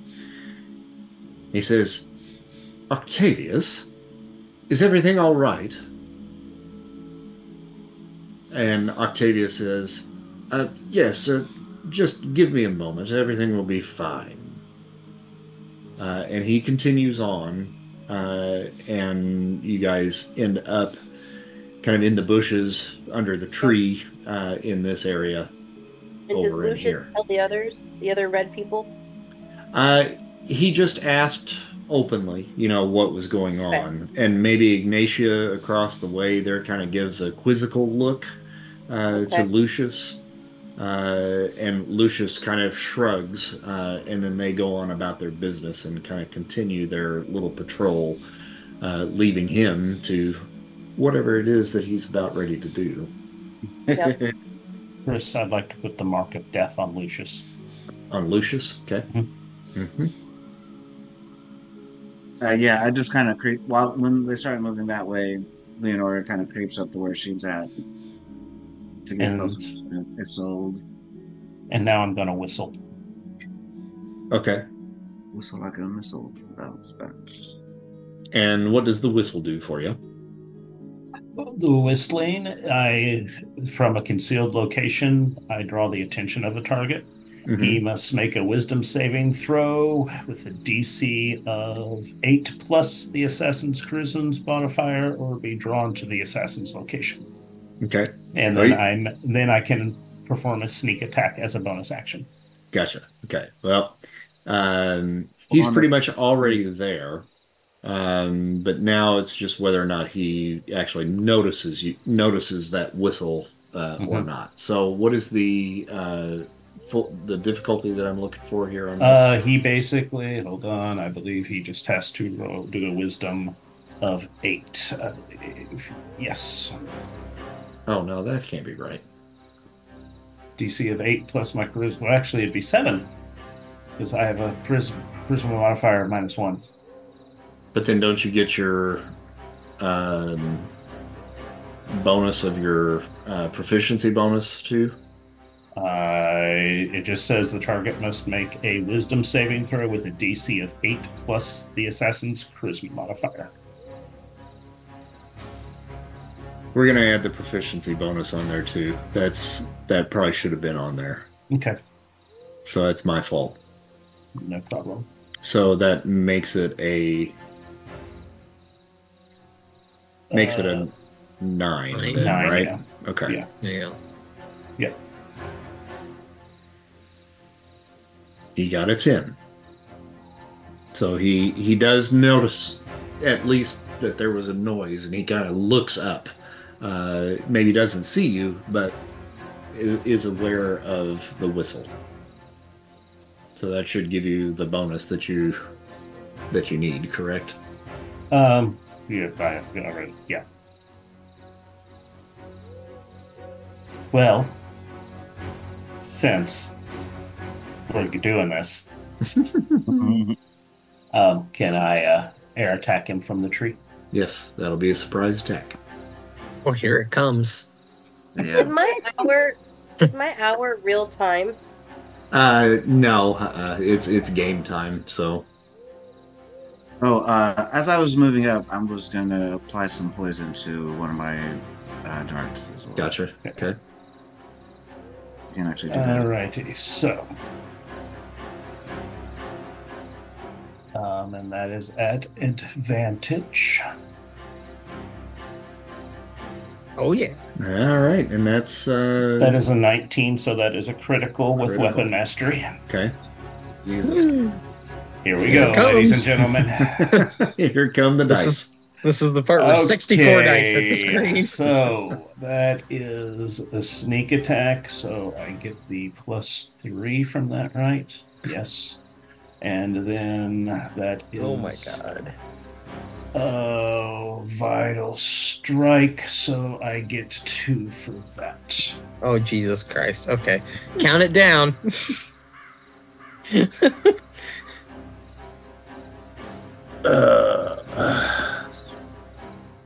D6, and it's critical. Oh my god. Oh my god. 52. Is he dead? He is dead. That's ridiculous. Holy Atomized. All right, and you're just hitting him with the. Are you hitting with Hepzibah? Yeah, it's before. Okay. Dude, That's lit. Holy shit. Yes. Okay. All right. So you come down in an arc of fire. So you see, Ali, you see Salvestro leap out of the tree with a flaming sword. And he drives the sword straight through Octavius's shoulder blade.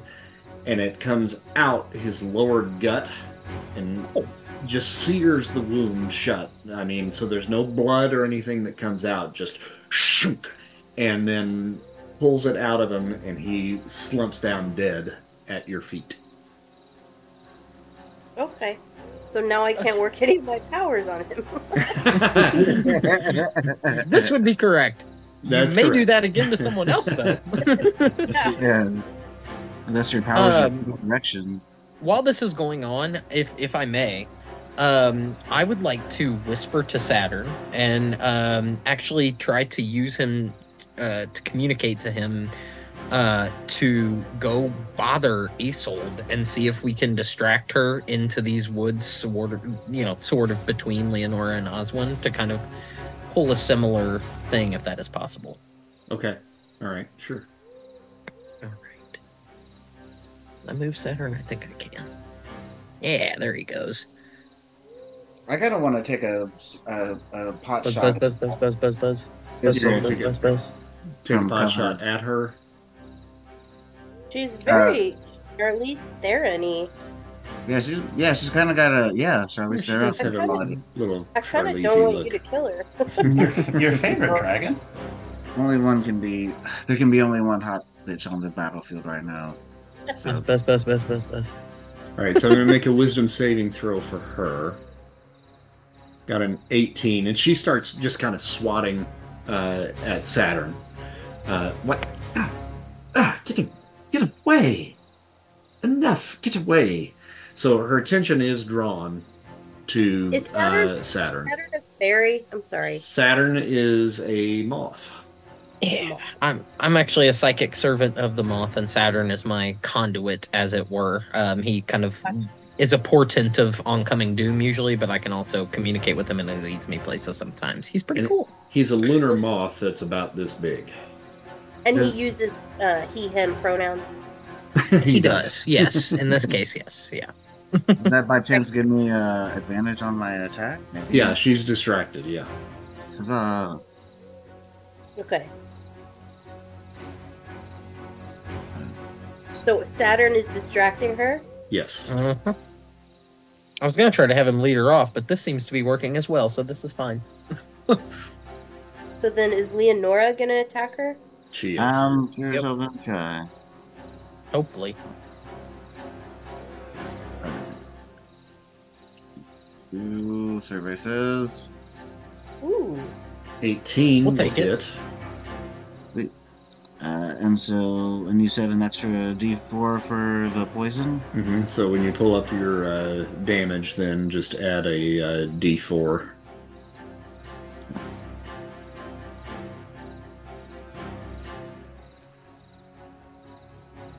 Oh wait, so extra terms, can I add like one?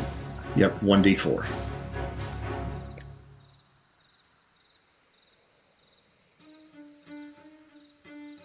Oh, sweet. Roll it. All right, total is 6. How did you even read that? 1D4 plus 2 plus 1D4. Yeah. All right. 2.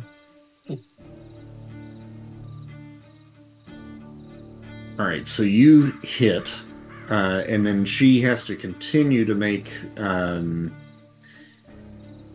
what is it, a Constitution? I think it's Constitution saving throw to overcome the poison, or she continues to take 1d4 point of damage each round. Yeah, it says the DC is 8 plus the archetype primary ability modifier, which I don't know what that is, and then plus my proficiency bonus. For what now? For the poison DC? Oh, for the poison DC. Oh, okay. All right, so, okay, tell me that again. So it's 8 plus the archetype primary ability modifier. Okay. Plus my proficiency bonus. My proficiency bonus is 2, but I don't know what my archetype primary ability modifier is. What's your main attribute?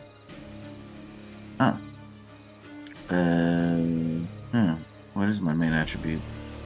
Well, I think in I'm this a case, wise archetype, so in this case it would be wisdom.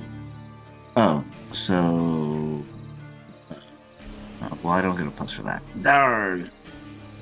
All right, so 10 is basically what she has to overcome. Yep. Okay. All right. So was this with? You said I'm going to coat my darts. The crossbow bolts. Okay, crossbow bolts. So that hurts for sure. So she knows that she's been hit by something. It's more than just like a little sting, for sure. So you hit her, and she cries out in pain, which draws the attention of those around her at this point. Now you guys are still concealed, but now they are actively aware that someone is there. So if you haven't rolled initiative just yet, I would suggest going on ahead and doing so. How'd you get it to roll advantage? I would like to enact something I always forget I have, but it's the I think it's on edge that allows me to re-roll initiative, but I have to use the new result. Can that be reset? Yep. Can. Okay. Edgelord. Yeah, that's what it's called. If you want to just roll a d20 on the chat thing over there and see if it's better, you're going to add +1 to it. Sylvester. Did that roll 2? You did roll 2 again. How did that happen? Yeah, I'm wondering that too. Oh, wait. If you go to the bottom. That wasn't me. Oh, that wasn't you. Okay. Yeah. No. All right. It does say 2 down there. Are we and now all it says rolling? 3. You don't have to. You already did. Oh. Hey, Sean, you 21. were starting to tell me how to get rid of that, I think, because now it's up to 5. 5. What do you mean? Yeah, the D20 down there, where like when you click it, it's up to 5 for some reason. I only wanted 1, but it's. You should go to the negative and drop it. Yeah, hit negative. It still says. Oh, okay. Now it's like -9, -8, but the thing above it still says 5. That's so weird. You're weird. That's true. Oh, right click the die. It'll go back down. Oh, okay. I see it now. Yep. That's doing it. And now we're at 1. Okay. There we go. Thank you. And for those That who have was- advantage on initiative, Oh. you could use the D20. So which is the highest. 13 will be my new one then, with the 13. +1. Okay. Yep. Change Mine is that. Mine's a 21. Yeah, I got The it already. +4. Okay, good. I rolled shite for initiative.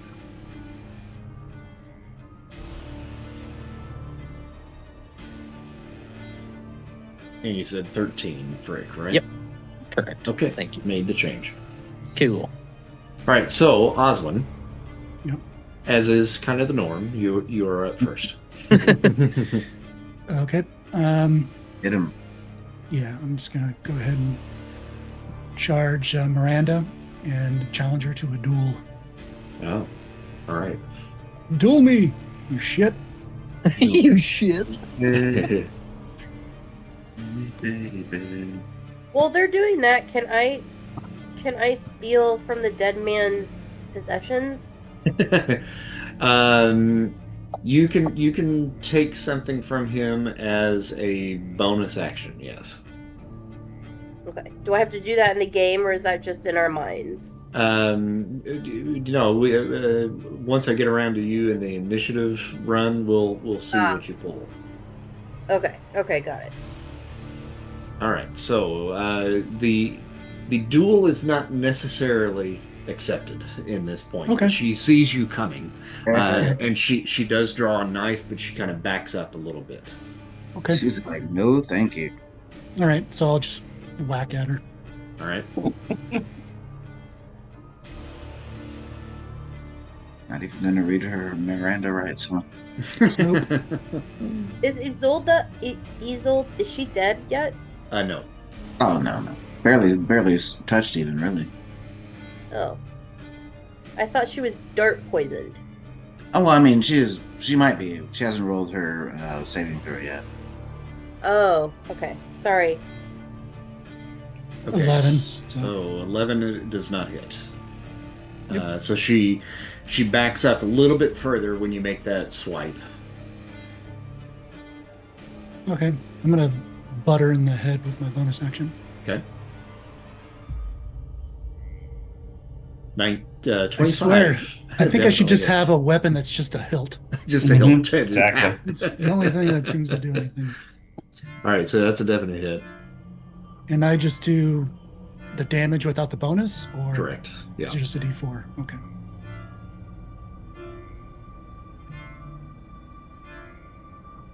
So that's 0, so it'll be 1, I guess. Oh, wait, it's a 4, so it's a 4. Sorry. Not an 8, it's a 4. Oh. Okay.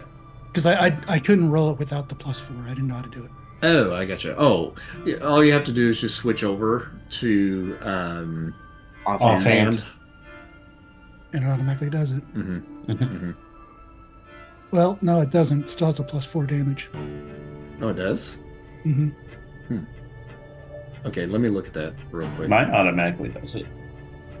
I have two-handed, one-handed, and then what do you do?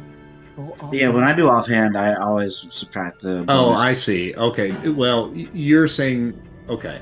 Oh, for the damage, yeah. Oh, so it's I mean- always a D4 for the offhand. Well, No. let's see. You just rolled a D10 plus 4. For damage, yeah. Because I was Did you roll two-handed, the- so I should have done it. I should have done unarmed strike. Right. Yeah, you rolled the wrong.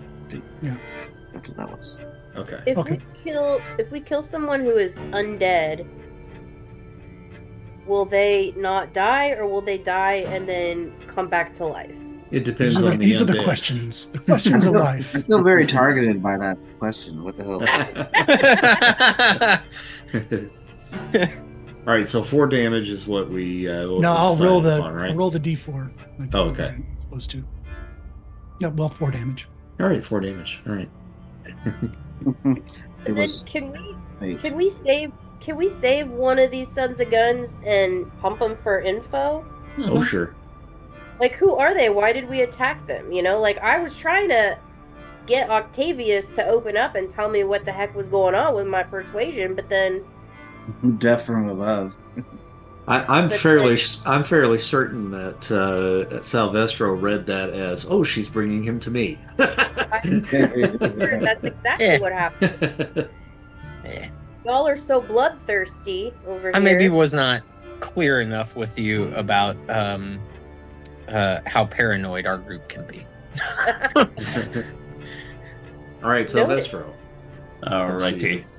He will, before running off, he'll look at Viola and go, "Thank you." Mwah. And run over to Lucius. With the mark of death. With the mark of death. And we are going to... Is there still one more left?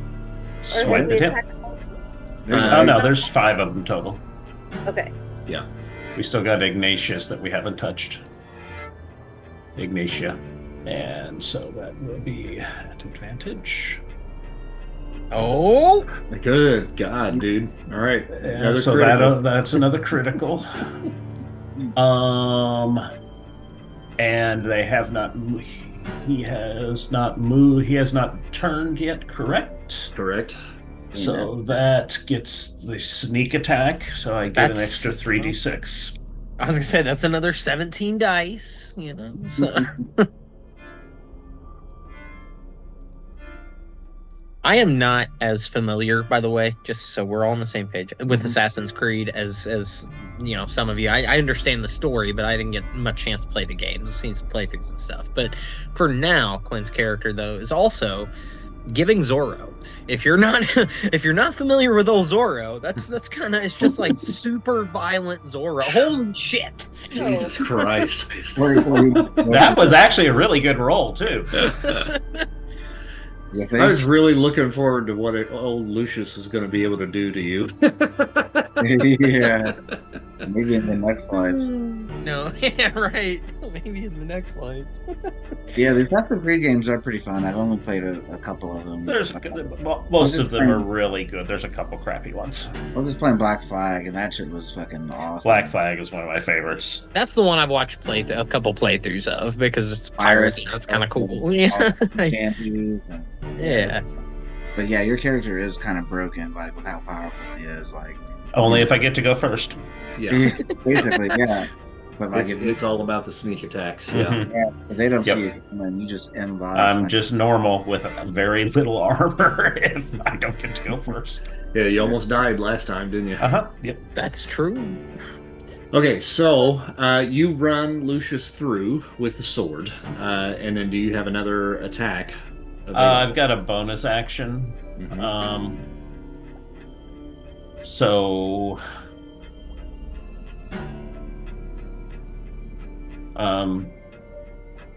yeah, I guess I will I still have enough movement I can get there. This old day. Wait, are you gonna attack Ignatia? Yeah, but it'll be a weak attack. By comparison. Yeah, that's right. God damn. Normally people don't do fucking 40 plus points of damage. He usually just gets like one of those a game. 2 in a row is pretty impressive. Yeah. Like I mean, if you want to kill her. Oh, so close. That was almost 3 in a row right there. That is a hit for sure. Bonus action sneak attack does not apply to a bonus action, does it? Damn it! Correct. Yeah, and she's certainly aware that you're coming. Yeah. Well, but she hasn't moved yet, so she hasn't moved yet this term, so sneak attack would still apply. Oh, it would. Okay. Yeah, but not on. But not on a bonus action. Is Correct? Isolda conscious? She is. Yes. Okay. 2. Okay. That's how that works. Yeah. See? Big difference, Allie. 2. You just came up and slapped her. All right, so it is Ignatius' turn right now. So. And she is.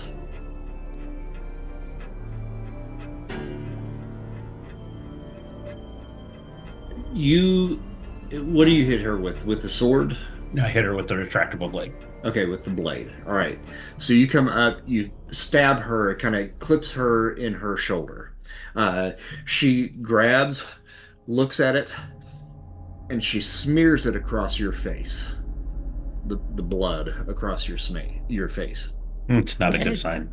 And you need to roll a wisdom saving throw, please. A normal thing to do. All right. So you got an 8. Mm-hmm. You are now frightened until the end of your next turn. Meaning I can't move towards her or attack her, correct? Correct. Yep. Huh. And then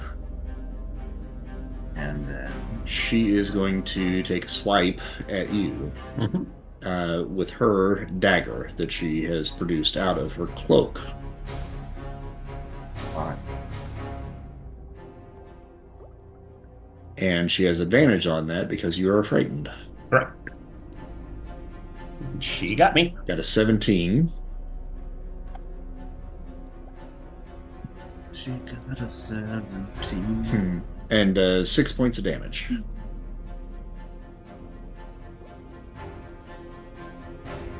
And then we go to Isolde. And she's going to make a perception check to see if she can figure out where Leonora shot from.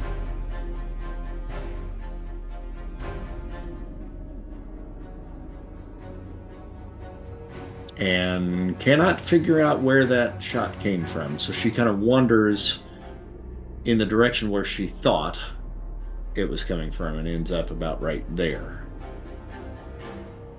Let's see here.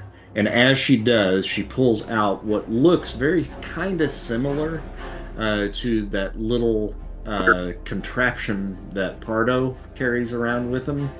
And it's some sort of like blunderbuss pistol kind of thing. Oh.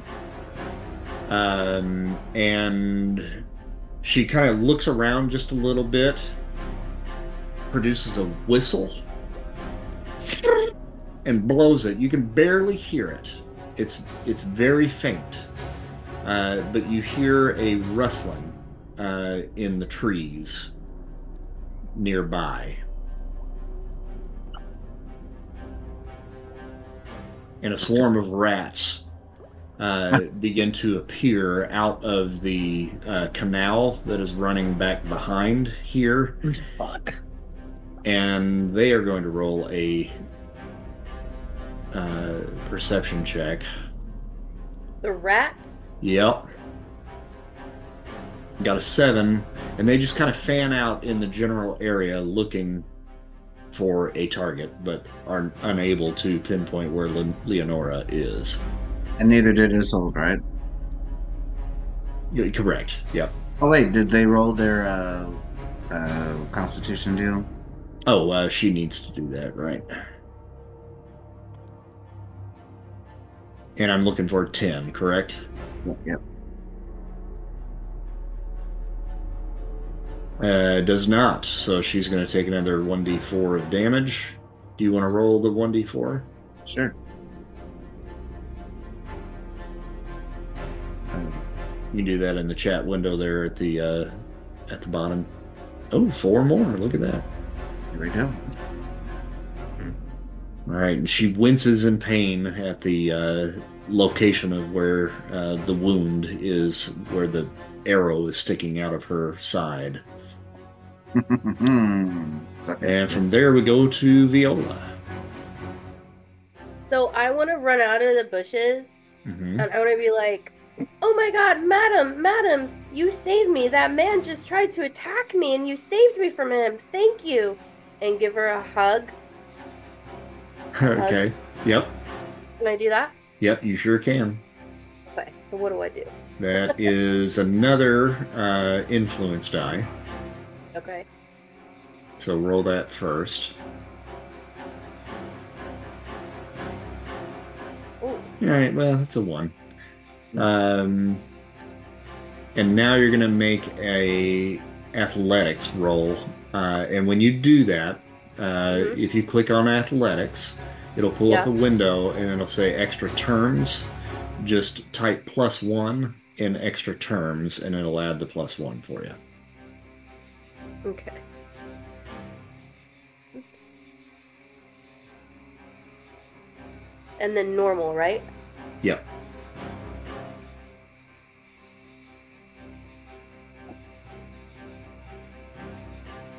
And it may make a Constitution saving throw against your trick DC, which is 15, I think. 8, 10, 11, 13. So she has to get a 13? Mm-hmm.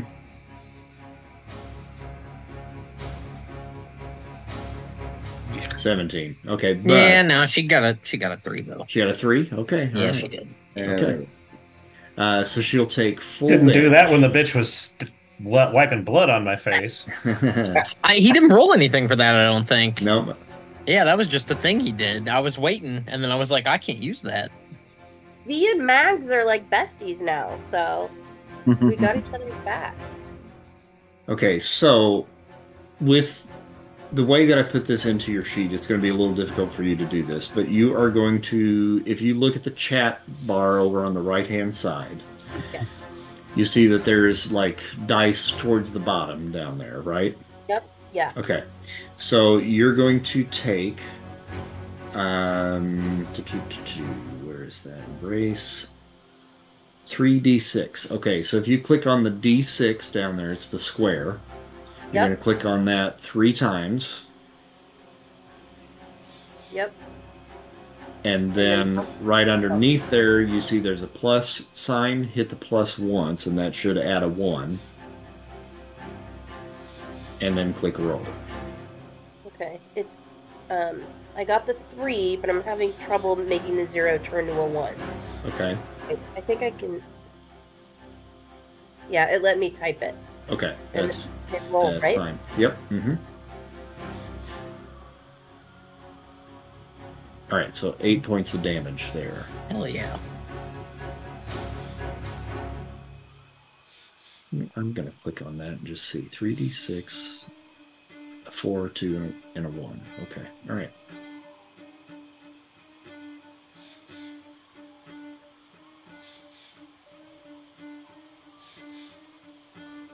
Now, you have not taken any damage yet, so you don't get any real benefits necessarily from that, but you do the damage to her. So you embrace her, give her a nice big hug, and you hear the breath just being sucked out of her body. Sure do.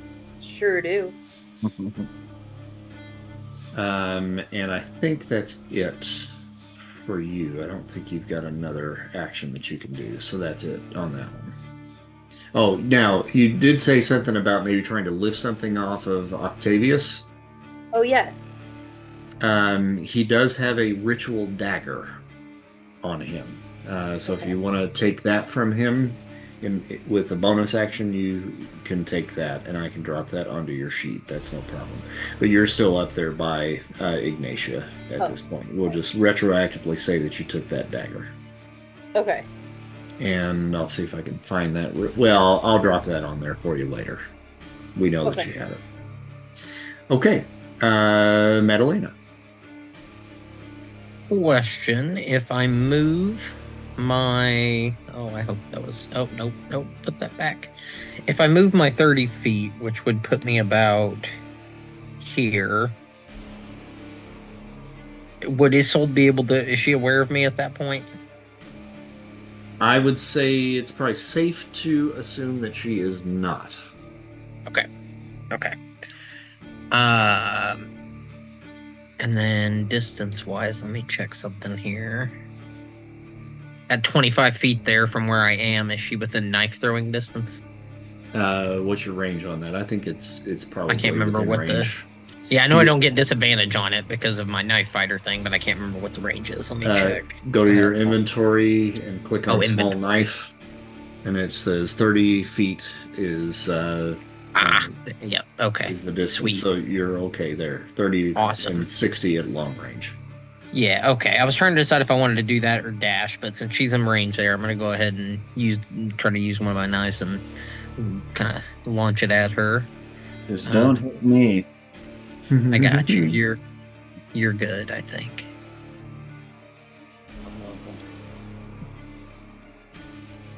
Oh. 20. All right, so that's a miss with a 5. Definitely. We can't say it was 20. No, you can't. Frick has a particular power that lets him roll 2 20-sided dice at the beginning of the game, and then he can save them that he can use and give to somebody at any point. So that's one of his little special powers. Wait for the day I roll that nat 20 and then wait for Clint to take his turn. Oh man. No.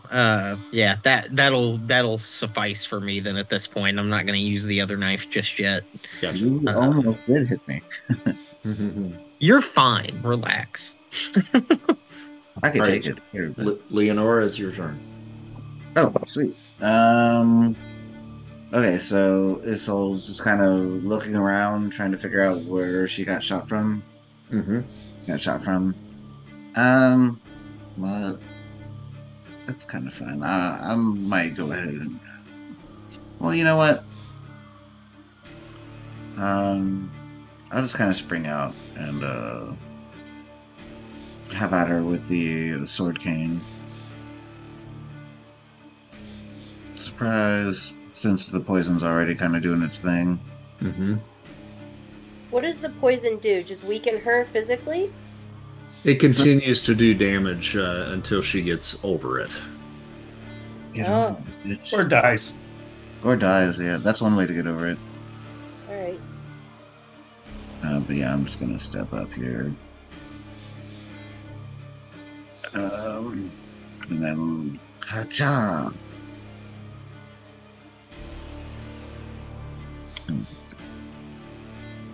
My shit's running really slow right now.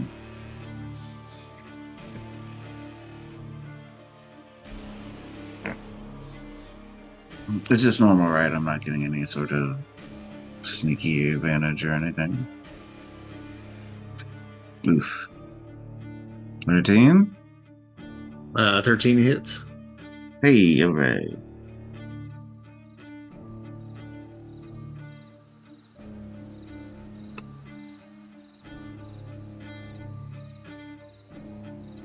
Four points of damage. All right, you're whittling away at her. Yeah, so basically I kind of spring out from a bush and then kind of slash at her across her torso. And then I'm going to kind of spin around for like an offhand strike, which takes the form of sweeping the leg. Okay.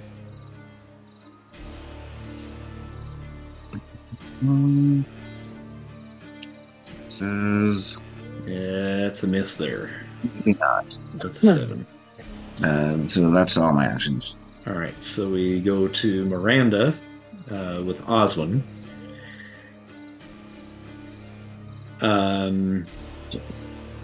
She hisses at you. And you need to make a wisdom saving throw. What the crap?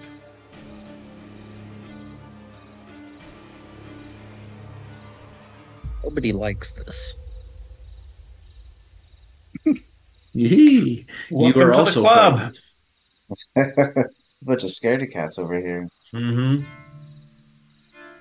then she's going to make a attack with her ritual dagger. Oops, I didn't mean to do that. That looks like a Glock. Oh, that should be advantage. Try that again. That probably hits anyway, so we'll see if she... It's a tie, yeah. Going for the crit. All right. Oh, yeah. And then damage on that.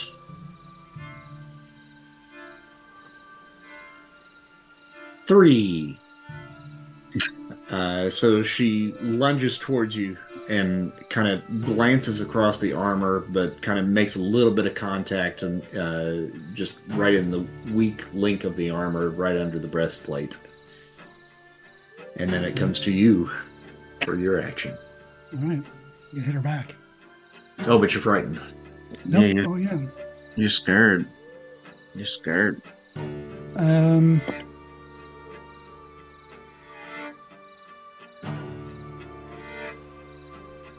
castle. Well, I have my. I'll use my bonus action to disengage. Okay. Then I will run.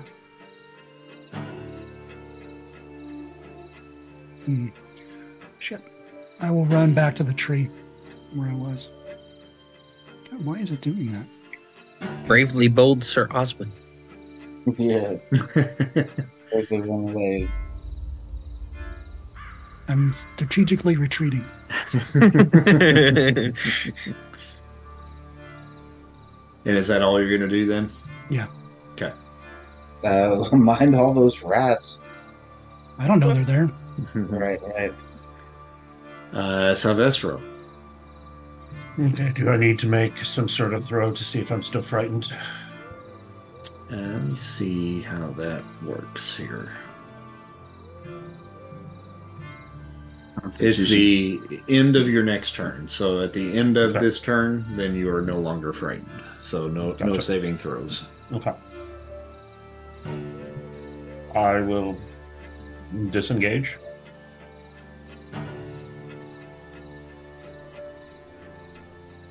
Put that here. And just... Enchantress, what have you done to me? And try to start wiping the blood off my face. Gotcha. There is a fountain there. I mean, you could.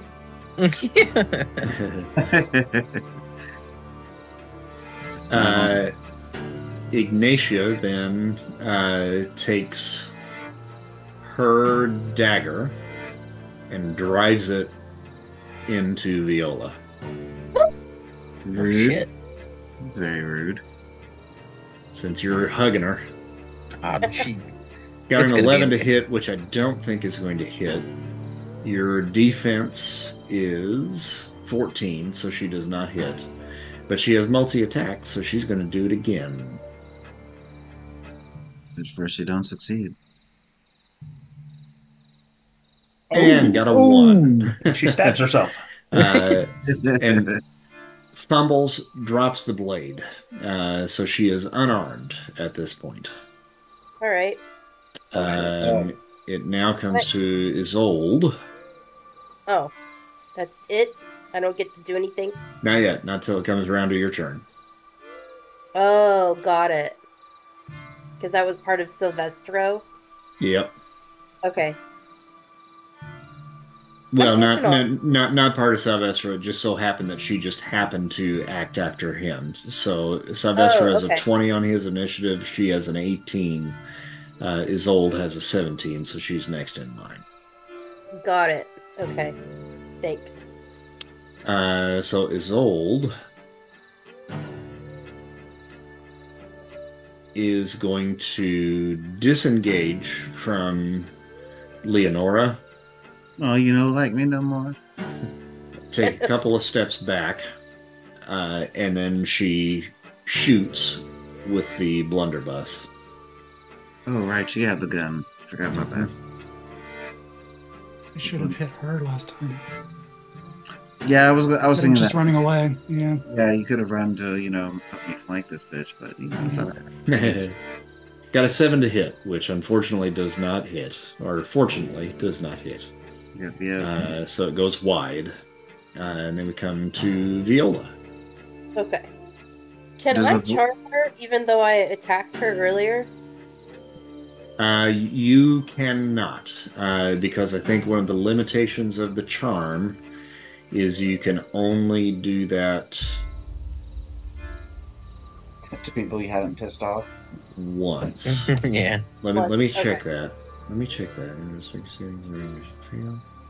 I mean, it is magic, right? Yeah. No, you can do it again, but then you'll be out of influence dice. Well, how much longer are we going to play tonight? Well, tonight, probably not too much longer. Once these guys go down, we'll probably call it for the evening. But Right. if there's anything else that happens after that, it's still within the same night, so you would have to take a rest in order to get those back. So just as a GM that knows what's coming up next, I'd say hang on to that die, just in case. Okay.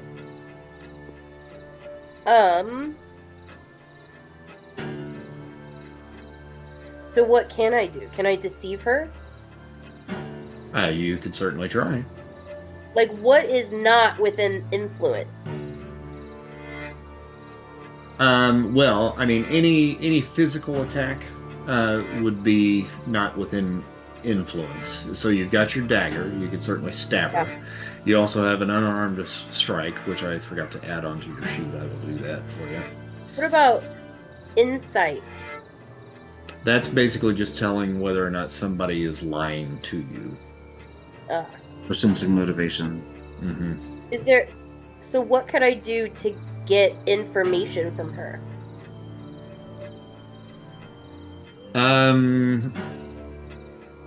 Either intimidation or persuasion. Are those both influence? It's no. You don't have to spend influence on that. No. Okay. So I think I'm gonna go intimidation. Now your persuasion is a +7. Your intimidation is a +3. Oh, I was looking at perception. My bad. Yeah. So I'll do persuasion. So do I just click on it? Well, you need to role play this out and very quickly, in a very short sentence, kind of tell me what it is that you're telling her, and then we'll see whether or not she will comply with your persuasion roll. Who are you? What are you doing here? And what do you know about the glow-in-the-dark dictionary? Okay.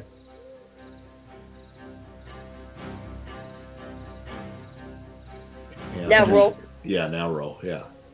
Oh, can I ask her one more thing? Sure. Did you kill Leonora? Okay. Just normal roll? Yep.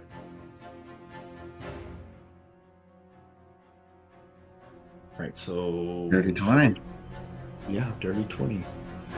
All right, so she is going to make a wisdom saving throw.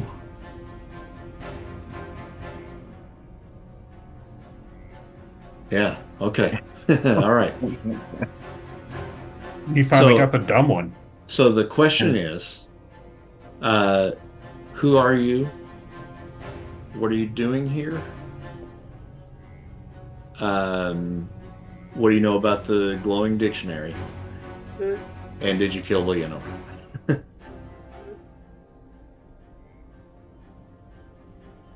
We are the Enclave. You are trespassing on our territory. And yes, we have the book, and you're not going to get it. And I don't know who Leonora is. I call the bullshit. I would say we actually know who killed me. Oh, we do? Yeah, she was publicly executed. Yeah, I was publicly executed. Oh. But, I mean, technically, who called that order? Yeah. Right. We don't know who's behind it. We can kind of assume it's some of the Borgia clan, but maybe not. All right, Madalena.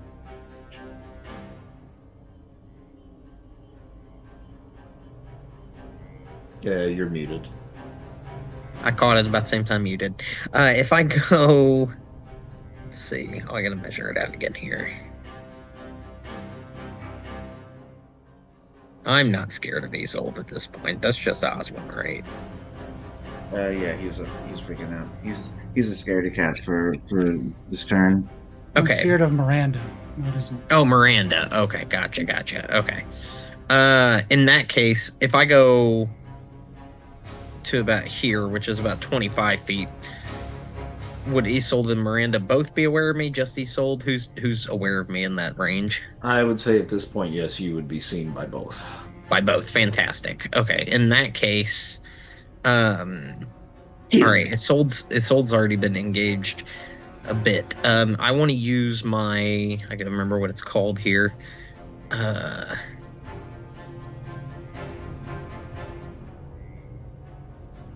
Oh, it's from it's from my moth servant. But as an action, I can doom an enemy that I can see and that can see me. So any attacks against Miranda will have advantage until the end of my next turn. Okay.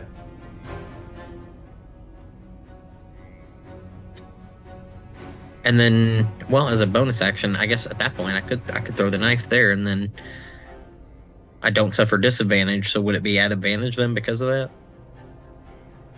Even though it's offhand? Is that out of your range? No, she's within, I think, well, let me double check here, but I think Miranda's within 30 feet. Oh, yeah. Well, I don't think it has to be offhand. Oh, it doesn't. Oh, even though it's a bonus action? Because the dooming thing counts as an action. Oh, it counts as an action. Okay. Yeah, but so it says as a bonus action. Is it offhand or do I still roll it? No, I think, it's not offhand. Oh, okay. Okay. Yeah. Yeah, she's within range. So, all right, then we'll do that then. Yeah. Yeah.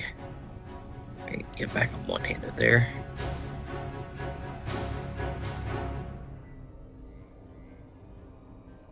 Hey, there we go. Hey, natural 20. Nice. Roll a crit. We'll still take. We'll still take it. Wow. All right, so you sink one into her thigh. Awesome. And then we go to Leonora. All right.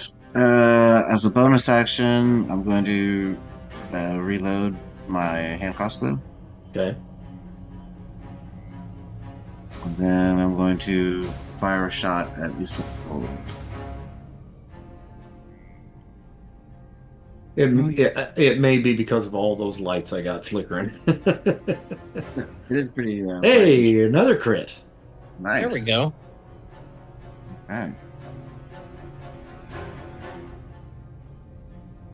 And 8 points of damage, which takes her down to 0. Good night, Isolde. All right, so you shoot her directly in the throat. And it goes out the back of her neck, and she falls. And Madalena sees this and just says, "Gross." And then I'm going to move up just a little bit towards Miranda. Let's see.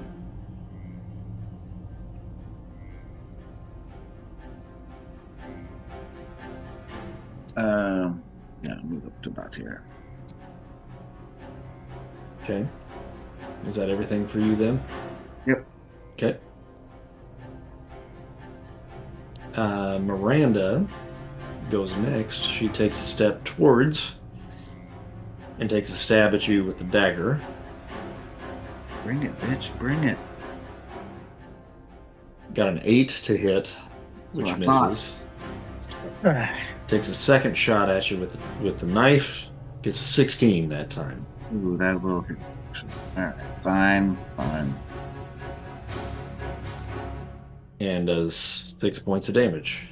Damn, nice stab, bitch. Alright.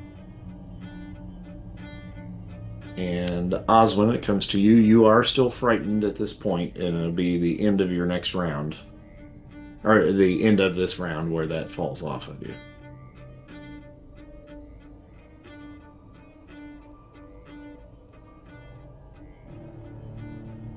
I guess I'll just go to... I can't get closer to her, so I'm just going to kind of go around her. Okay. Or in a circle by Magdalena. Yep, hide behind Magdalena. Save me! And that's it. Okay.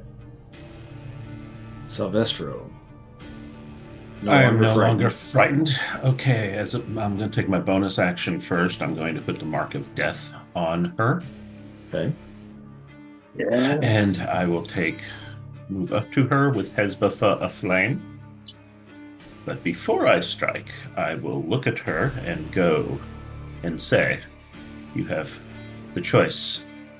Join your friends bloodied on the marble, or help us get the book.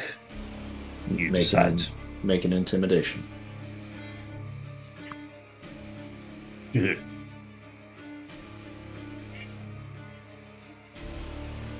Ooh. Okay.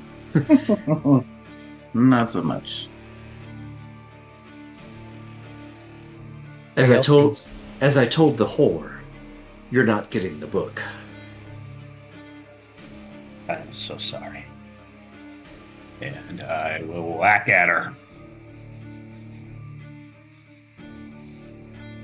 I'm sorry I called you a whore, Holly.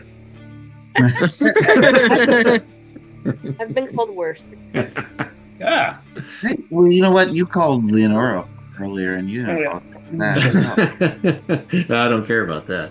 Does a 13 here? You never. Does a 13 yes, I'm sorry. 13 does hit. Oh, good. This is all that whore talk. I got distracted. I was a little worried there, too. I was like, oh, 14 might be close. Yeah. 12. Oh, dude, that was exactly what you needed. All right, you say, you say, I'm sorry about this, and just put the sword right in her gut, lift her up off the ground with the force of it. I look over to Viola. 'Twas her choice.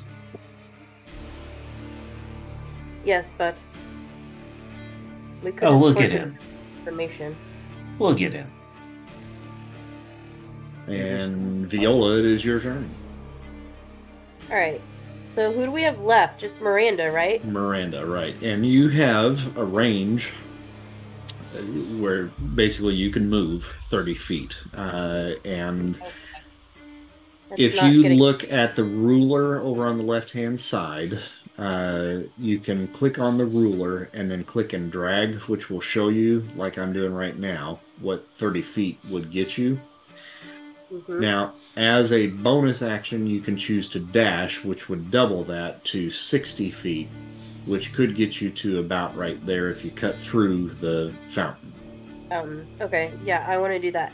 But how do where's the, oh, I see the ruler. Okay. Mm-hmm. And then if you click and drag with the ruler, it shows you your distance. Yeah, see? Okay.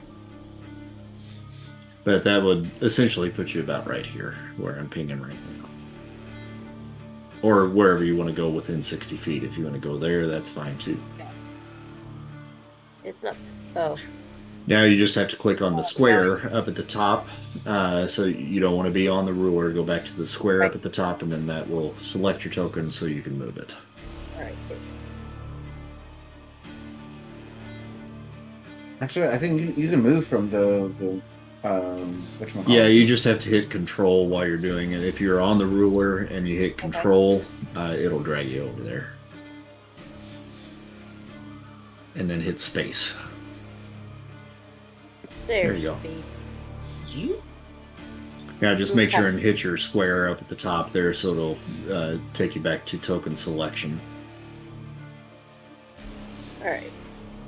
Alright, so that's your move. Madalena. I am going to actually just move forward and search Isolde. If I can, is there anything of interest upon her? She's got that strange looking whistle and a dagger. Yoink on the whistle. Okay. Try to figure out what that is later. Just gonna take it for now. Does that constitute an action? It's a bonus. It's about okay. In that case, then we'll draw out the machete then and approach Miranda and take a big old swipe. Okay. Inventory machete. Oh no, there it is. Okay, thought I lost it. I get her. 14 hits. Oh, yeah. Yes.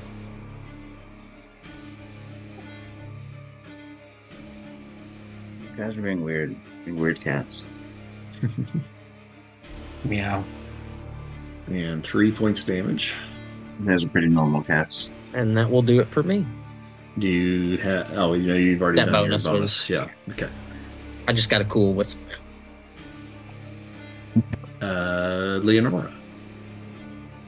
Alrighty. Well, I'm just gonna kind of keep within her kind of space, so I'm not getting an attack of opportunity. But I do want to just kind of move to here, so we're flanking. Yeah.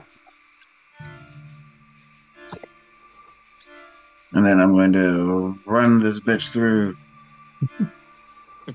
Do it. Sword cane.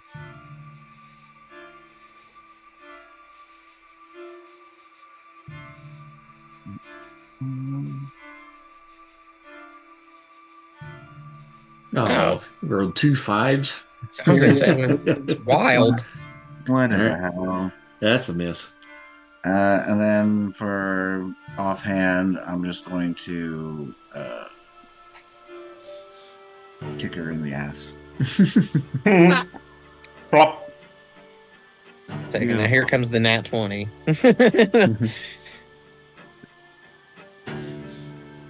That's still advantage still flanking, right? Yep. Well, plus she's doomed too until the end of her next turn. Doomed.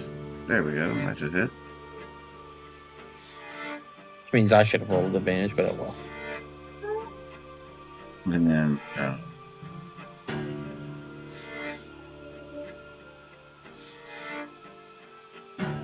Oh. About as much damage as you would expect. wow. 1 point of damage. I'll never. The- Wah, wah. Boot straight up the ass. Yeah. And now it's her turn. I think I'm going to roll a wisdom roll for her. She's hopelessly outnumbered. And an Yeah. 18. I'll get spit roast. And she knows it.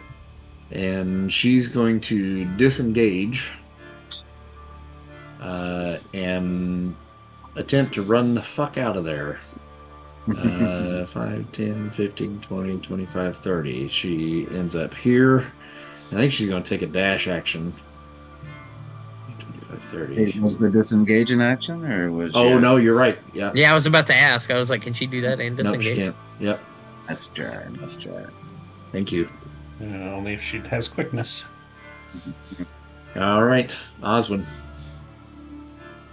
Okay, so I'm going to go to there, and then I'm going to use. I mean, he moves my movement, and then I'm going to use my bonus action to dash, Mhm. and then that's where I'm gonna fucking get her. Just gonna tackle her ass. Make me afraid of the bitch. And I'm gonna swing at her. Okay. Duel me! Duel me! I said duel. Now! All right, that's a Oh, crit yeah. for me. Hey! There you Nice. Ramps. Hey! 18. All right, so you come running up behind her, take the swipe, and you hit her right at the base of the spine and cut all the way through, and she just cleaves forward, Oof. In half. almost completely in half. Ugh. Nice. I wasn't going for death, so she's still alive. Oh, she's still alive? Paralyzed. For about Yeah. 6 seconds. Here comes a clothespin again. Okay, yeah, so I'll go over and just I don't know. I'm done. All right, so that does take out the final member of the Enclave out here. There are rats scurrying about, Madalena. Yeah. And you do notice them for sure, but they right now are just kind of aimlessly scurrying about. Is that? Oh, she was the one that used that whistle to holler at those rats, didn't she? I wonder what happens if I blow on that thing. Yep. Let's go ahead and try that. Let's just see what happens if I get new pets or if they run away. Well, something's going to be interesting. All right, so you blow on the whistle. I'm going to have you make a, I think just an intelligence saving throw. Okay. Wait, is that the... Oh, no, that's a check, not a saving throw. That's the plus. Yeah, there we go. Yep. 14? Okay, so you kind of blow into it. You're not getting any sound out of it, but then you finally make a sound out of it. And when you do, the rats all swarm in your direction, and then they sit, and they're just looking up at you. That's not creepy. Yeah, Pied Piper shit. And I think with that visual, we'll probably call it for tonight because we're certainly over time. Fantastic. So, Allie, normally we don't go this late, but I figured since we were in the heat of battle, I would give you a good feel for how it goes. Thank you, everybody else, for sticking it out. Oh, yeah. It was fun. Fun game. Mm-hmm. All right. Well, Now we got to figure out how to get underneath this fountain. Yes, indeed. The obelisk. We got to figure out where to buy rat food. I have new pets. They can probably eat anything they want. I mean, I guess, but I want to take care of them. I'm already attached to these rats, Sean. We do have a dead body that they can eat. 5 of them. I was gonna say, yeah, there's a few. And one of them's bleeding all over the place. A couple of them. Yeah. Well, we'll see you guys in a couple weeks. All right, we'll call it for tonight. Good night, everybody. Good night, everybody. Night. Bye. All right. Allie, thanks for joining us. Yes, happy to have you aboard. Thank you. Bye. All right, bye. Bye.